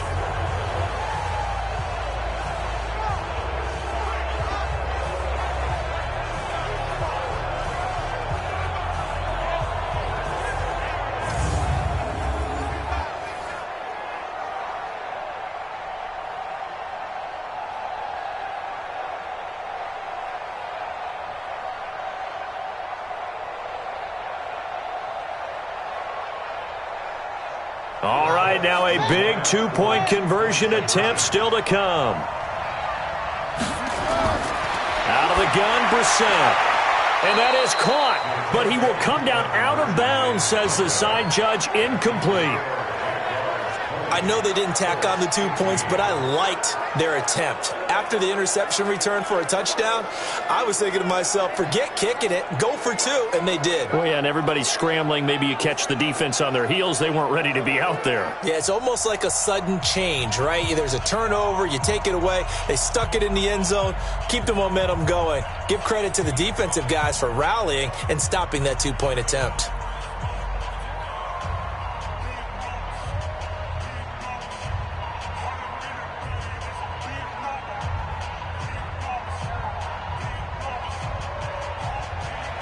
So they throw the pick six. They'll get another shot at it now as this one's in the air. This is fielded a couple yards deep. And a nice job there as he gets this one up just shy of the 35-yard line at the 34. Out comes the Jaguar offense now as they get set to take over. And last time, decent field position through the pick six. Obviously costly. But they can't afford to just bunker in now. All right, good field position means go ahead and attack on offense. Try and press the advantage a little bit. They just have to be better with the football on this possession. So that didn't bother you too much last time? No, because it's exactly what you're supposed to do. You can't have good field position, not try to take advantage of it. Sometimes the defense makes a good play, too. After the pick six, they go right back to the air. Oh, there's that man again. It's complete. That's going to go as a loss of 1 on first down. Well, I know it goes against the instincts of the person catching the ball because all you're ever taught is catch the football, don't drop it. But drop it there. Yeah, in that situation, dropping it would have been better. End up losing yardage even though they completed the pass. As good as a sack. Yeah, how about that? Although they won't get the same credit for it, and it won't help them at contract time. That pass play wound up for negative yardage, so here's 2nd and 11. Here's a give to Fournette. Give him 3 yards on the run there. That still leaves him with a difficult 3rd and 8 coming up. Well, with the fumble he had earlier, we know how key keeping the football is here. That fumble earlier probably at the forefront of his mind. Just hold on to this thing. It's also at the forefront of the mind of the guys who are trying to get the ball from him. And since they've seen him drop it on the ground before, they're doing everything possible to have him do it again. They need that turnover. That's to his running back, Leonard Fournette. And, boy, he is very close to a first down, but from where they're spotting that football, he's going to be a foot or so short. I hate to surrender the football when you're nursing a slim lead, but they're going to have to punt it away. Trust that defense. It's the right play at this stage of the game as well. You don't need to press it here because you do have that little bit of a cushion, and you count on your D to make it stand up.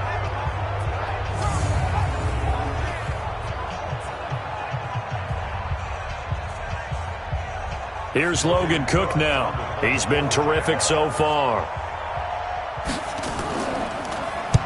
Averaging 50 yards a boot so far as this one's away.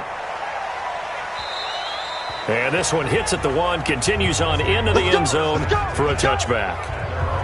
Now the Colts offense gets ready to head back on the field. And after the field goal last time, we'll see what they can get here. At least they got points out of the last drive, Charles. I never met an offensive coach that didn't want to drive to end with a kick. Most of them wanted to end with a PAT, right? In this case, a field goal, they'll take it. Way better than the alternative, which is a punt. Yeah, but you met fan bases that wanted that, that weren't happy with that field goal. I haven't met a fan base yet that wants to drive to end with a kick other than the extra point. That's it. On 1st and 10, Brissett. Stepping up, he's going to keep it. And this will leave him a yard short. Nice pickup of 9 yards on first down. Now, that was not a bad scramble there on first down. He didn't force it, nor did he throw it away. He was able to take off, and now he made it a very manageable 2nd and short. Up at the 29 now, they'll head to the line, 2nd and a yard. On play action, Brissett. On the crossing route, complete. It's Doyle. And they get him down, but not before he takes it across the 40-yard line. 15 yards on the play, first down. Tell you what, he's been able to put the ball in some tight spots all game long. That throw, no different. Yeah, a lot of people would call it a gutsy type of a throw. I think he looks at it as, I can do it, so it's not that big of a deal to me, and I'm going to keep firing.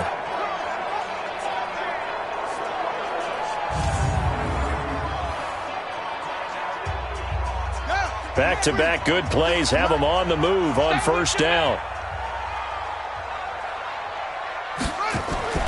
Play fake, Brissett. That'll be caught by Rodgers. And he'll go down, but not before getting this inside the 30. That goes for a gain of 31. That could very well be a defining play in this game. A touchdown, that gives them the lead, and they took a major step towards getting there with that big play right there.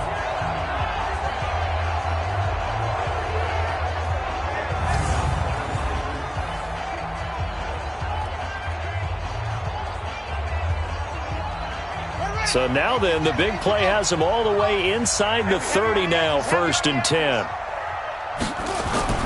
From the gun, here's Brissett. Throw complete there, Rodgers.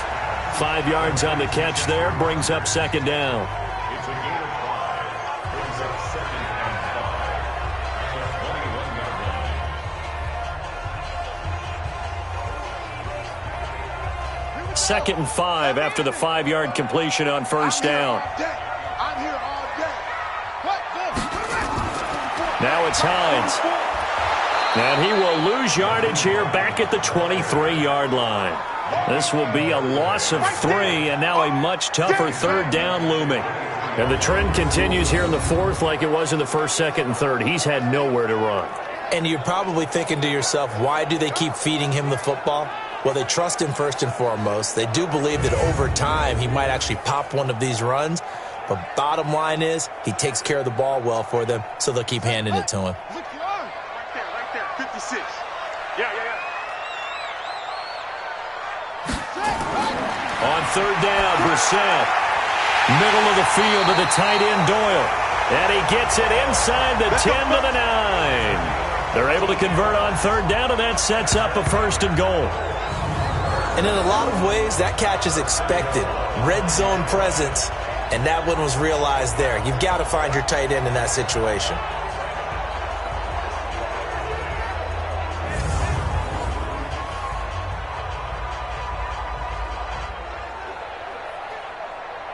Only way to get the lead here, of course, with a touchdown, and that's what they're gunning for on 1st and goal. Brissett. And that is caught, but he will come down out of bounds, says the side judge, incomplete. He was looking for the rookie Paris Campbell, but it'll be 2nd and goal. You got a young quarterback, maybe that's just an example of a growing pain for him. I think you're right about that, because when the game starts to move fast and it moves quickly on him, a lot of times they fall back on what they know best, their arm. He's slinging it on this one. Had a wide open target, but didn't have the proper footwork to increase his accuracy.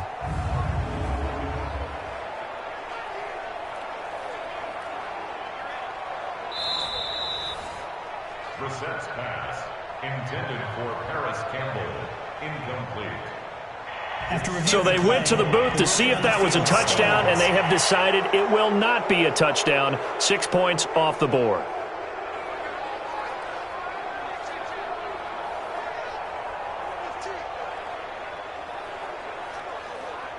Another shot from the 9 on 2nd and goal. I got it. Fofo's the Mike. Mike's Fofo. Now Brissett. And he's got his man. It's Hilton for the Colts touchdown. A 9-yard touchdown there. And the Colts have taken the lead.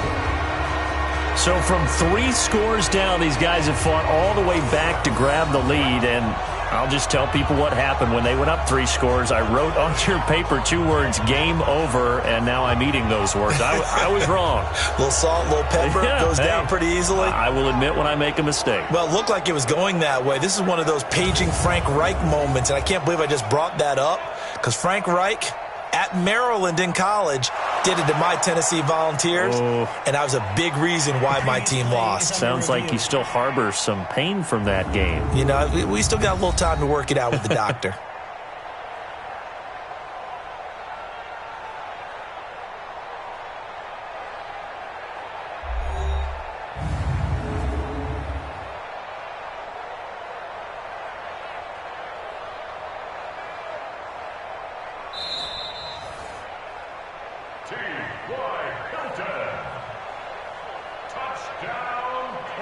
It took them an extra look, but they found out it is a touchdown indeed. The official says this one counts.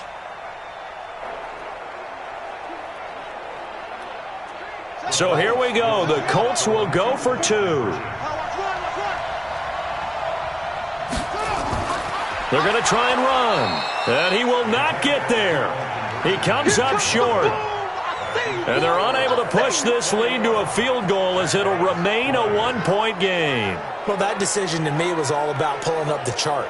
You know, that beautiful chart that tells you when to go for 2, when to go for chart. 1. I do love it. It helps you with your decision-making during heated times. And just look at it right here in this point of the game. Go for 2. Try and make it a field goal difference. But now just up 1 makes the rest of this fourth quarter a little more interesting. Yeah, they followed the chart. They just didn't get the 2 points on the board, did they? Nope.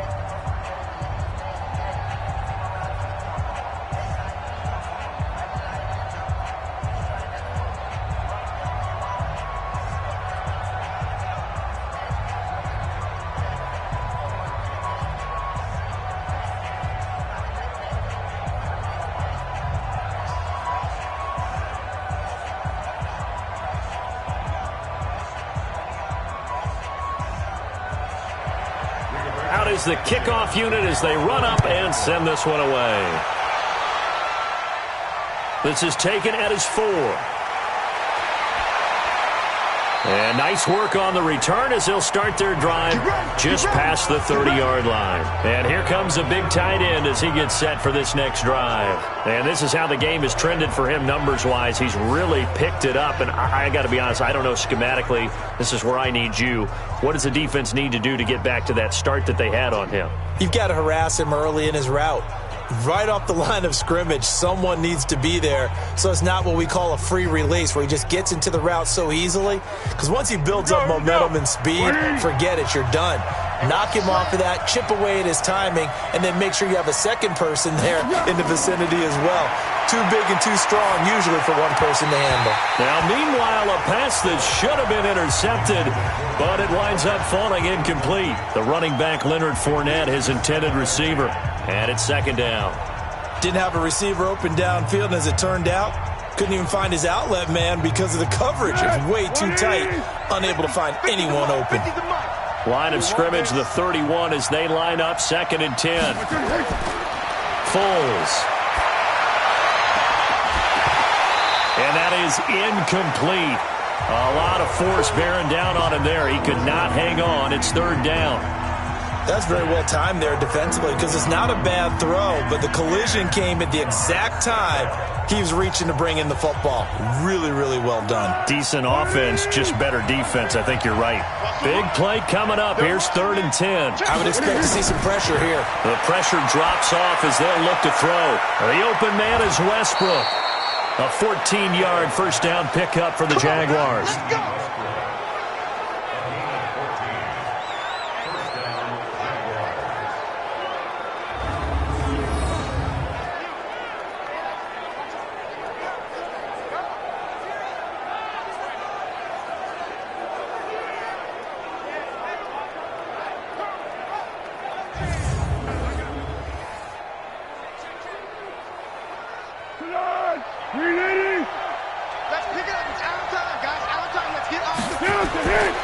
Now Foles. He's going to loft one deep left side here. And that'll wind up incomplete. Try to give his man room to run under it, but it's 2nd down. I remember a coach telling me a long time ago the difference between playing corner and safety in the NFL. Corner is like the Autobahn. Everybody just flying by, and these corners have been really busy in this game, although they got it done on the last play. On the last play, yes, but there have been some good numbers put up against them offensively. To throw once more on 2nd and 10. Foles He's got his tight end on the corner route. It's complete. That one good for a first down pickup of 18 yards. And passing yardage-wise, now up over 350 in this game. Pretty nice performance. Definitely that, which usually means you're putting a lot of pressure on guys trying to cover. If you're a defensive back and they put over 350 yards on you, you've had a long day. The key to everything, if you're doing it without throwing interceptions or turning the ball over. Now from Colts territory, here's a 1st and 10 at the 36. Here's Foles. Throwing middle, but it's incomplete. Keelan Cole, the intended target. That'll bring up 2nd down. One thing I have learned, receivers don't mind high throws so much to the sideline, but do that over the middle to them, and not only are the DBs going to throw a little verbal trash their way, when they get back to the huddle, they're going to have a few words to say to their QB, aren't they? Yeah, hung out to dry a little bit there on the high throw. Luckily fell incomplete. And now the throw taken in by Chark. And down right around the 32-yard line, 4 yards on the pickup.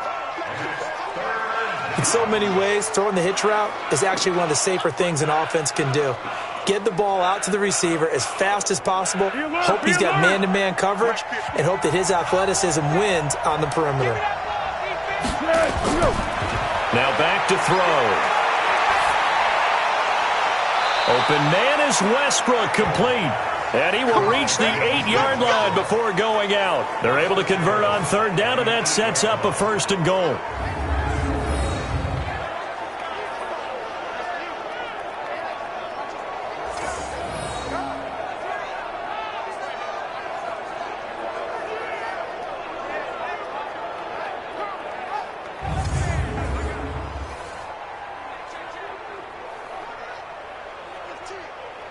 And the question now, how do they want to work the clock here on 1st and goal? A field goal would give them the late lead. They'll look to throw again. That's out to his running back, Fournette. And they go the wrong way on this one. Losing yardage back at the 12. That'll be a loss of 4 yards on the play. And it'll be 2nd and goal. If you're a selfish player and you're throwing the ball, you're cool with the completion. Maybe not so cool with the yardage loss, though, huh? Yeah, you went backwards on the yardage. It kind of works like a sack for the defense there. Yeah, it's a really big play for them, right? Able to figure it out, sniff it out, and finish it off. They'll try again on 2nd and goal after going backwards to the 12. Here we go on 2nd and 12. He's got the hook up with Conley. And he'll be brought down this time at the 5-yard line. They'll wind up getting 7 on the completion, but they'll still be faced now with a 3rd and goal situation. This has been a long drive. You got to figure a field goal would be a letdown. Can they convert now on 3rd and goal? They'll set up a throw. Looking end zone, but it's incomplete. Unsuccessful pass on 3rd down, but at least you got 3 points here in your hip pocket. Yeah, and I would take it from my hip pocket and put it right on the shoe of my kicker and go get those 3 points. This isn't even a discussion to me. This is a chance to take the lead after a good drive. Do it. The kick by Lambeau is good. And with that, they will move ahead by 2 here in the 4th. So the drive here ends with a field goal. It does give them the lead, but this one's still certainly a long ways from over. It definitely puts a lot of pressure on your defense to hold the lead, right? They're happy to have it and happy to be out there trying to do so. But I know as a former player, in the back of their mind, they're thinking, why don't you score the touchdown and seal this thing?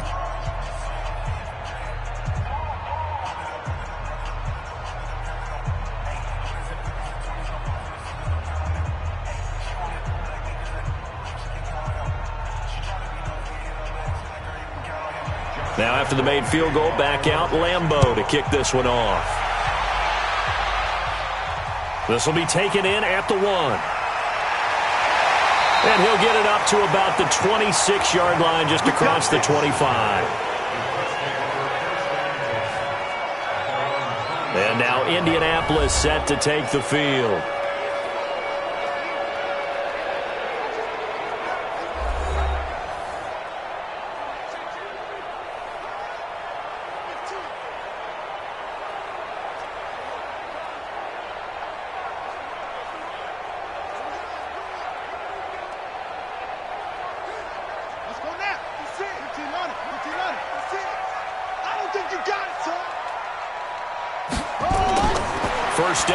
Brissett.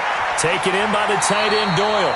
And the result here, a pickup of 8. Leaves him with 2 to go on second down.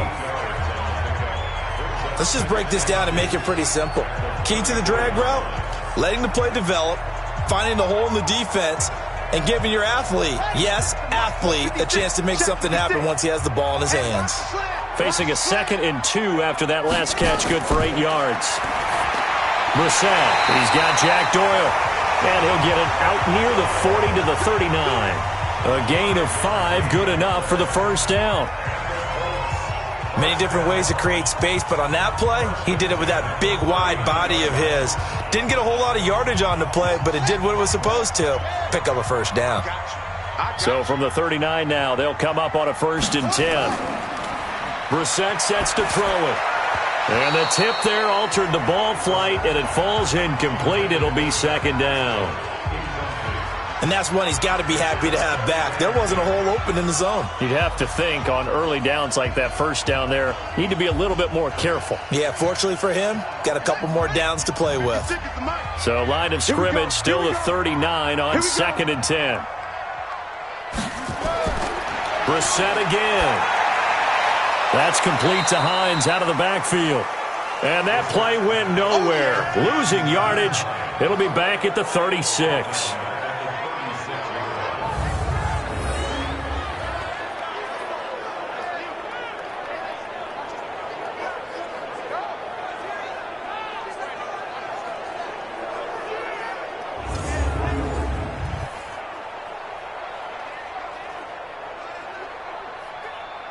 Possibly a turning point. Big play coming. This is 3rd and long. And in the air once more, it's Brissett. They'll find Hines out of the backfield. They do get 12, but they'll be marked short. And that leads to a 4th down. A short game that doesn't get them the first down brings up a 4th down situation. Really nice job defensively. They knew where the sticks were. They got the stop before it.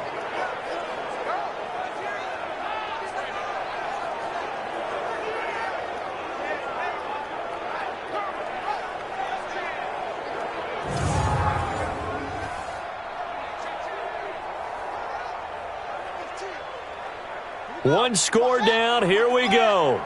They're going to go for it here on 4th down. 2 minutes remain, and that's our score differential as well. 2 points here in the 4th quarter.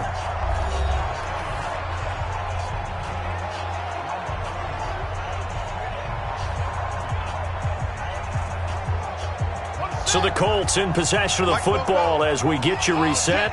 And let's see what they've come up with offensively after having time to talk it over. They'll run for it with Hines. And he's got the first down yardage before being taken down at midfield. They keep the game alive, at least for the moment, as it's a first down. They had to convert there on 4th down, and they ran the football. Major surprise, but they pick it up. Now they've got to really hurry.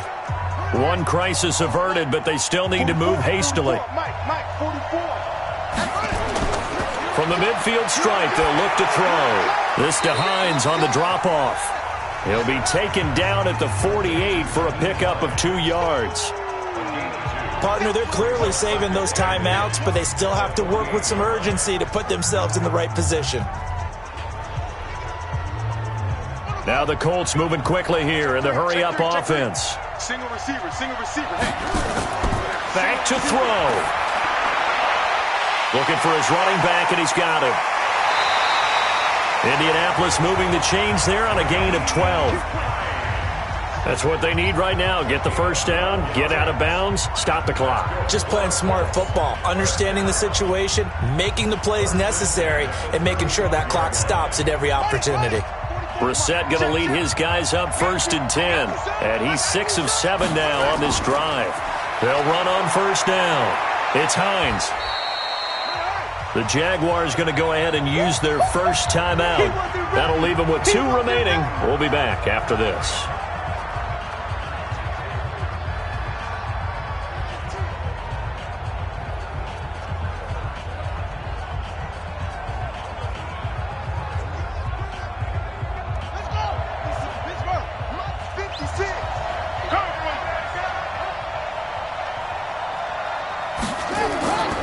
stay on the ground. Again, it's Hines.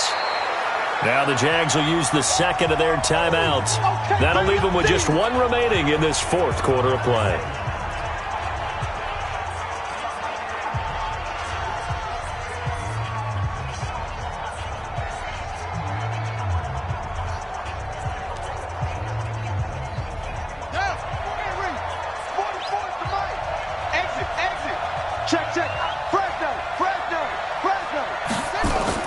Brissett looks to throw. And that will be incomplete.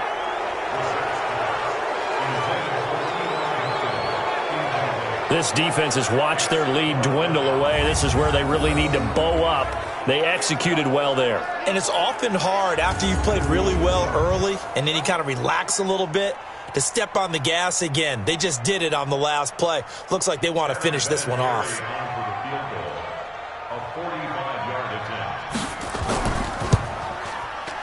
And this one is right down Broadway. And the sideline celebrates as they have taken the lead in the final minute. All right, so time to reset here. It's a huge kick there, gives them the lead, but they've got to be careful that their celebrations aren't a little too premature. You're exactly right about that, because there still is time for the other guys to run a few plays and get into field goal position. So this defense is going to need to come up with one final stop if they're going to get out of here with a victory.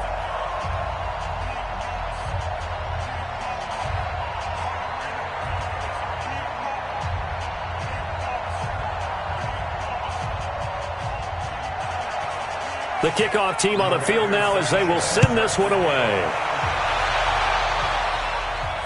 This will be taken in at the 1. And he'll bring it a few past the 20 to the 23-yard line.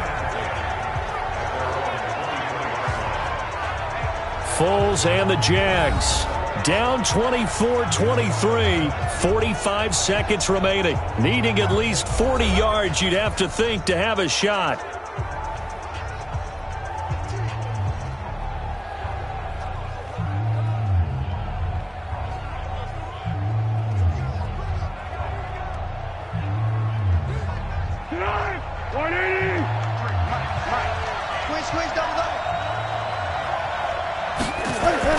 They'll look to throw.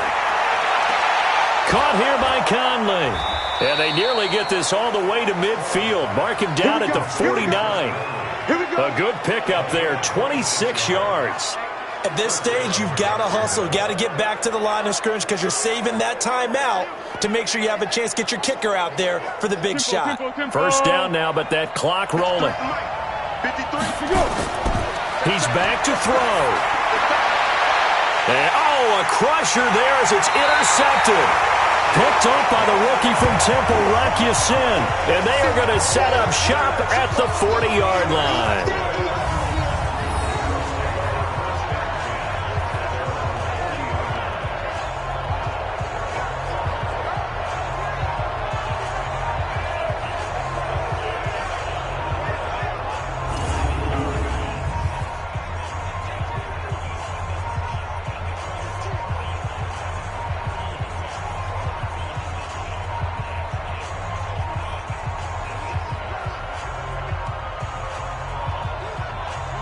The Colts come to the line ready to start their next drive. And this one all over but the shouting, you might say. Now, there's one timeout remaining defensively, but probably no real need to use it here. Yeah, the only time they would use it, strictly for pride.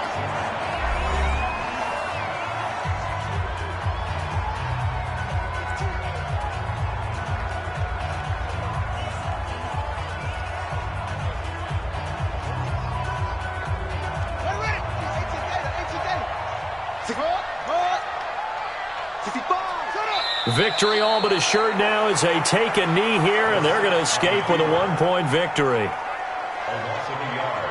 It's now 3rd and 13. So this one winds up an Indianapolis victory, and it took a big fourth quarter to do it, but they were able to get the job done, and that's the bottom line. No doubt about it, and let's face it, they had to be more than nervous in the fourth quarter, but a lot of that was their own doing. I think you observed during the game, their energy level just didn't seem to be there, but in the fourth quarter, somehow they dug deep and found that extra bit, right, that reserve tank. They hauled it out. Offense scored some points, defense held them, and lo and behold, they walk away with a win. Maybe expend a little more energy than they expected to, but they'll take it.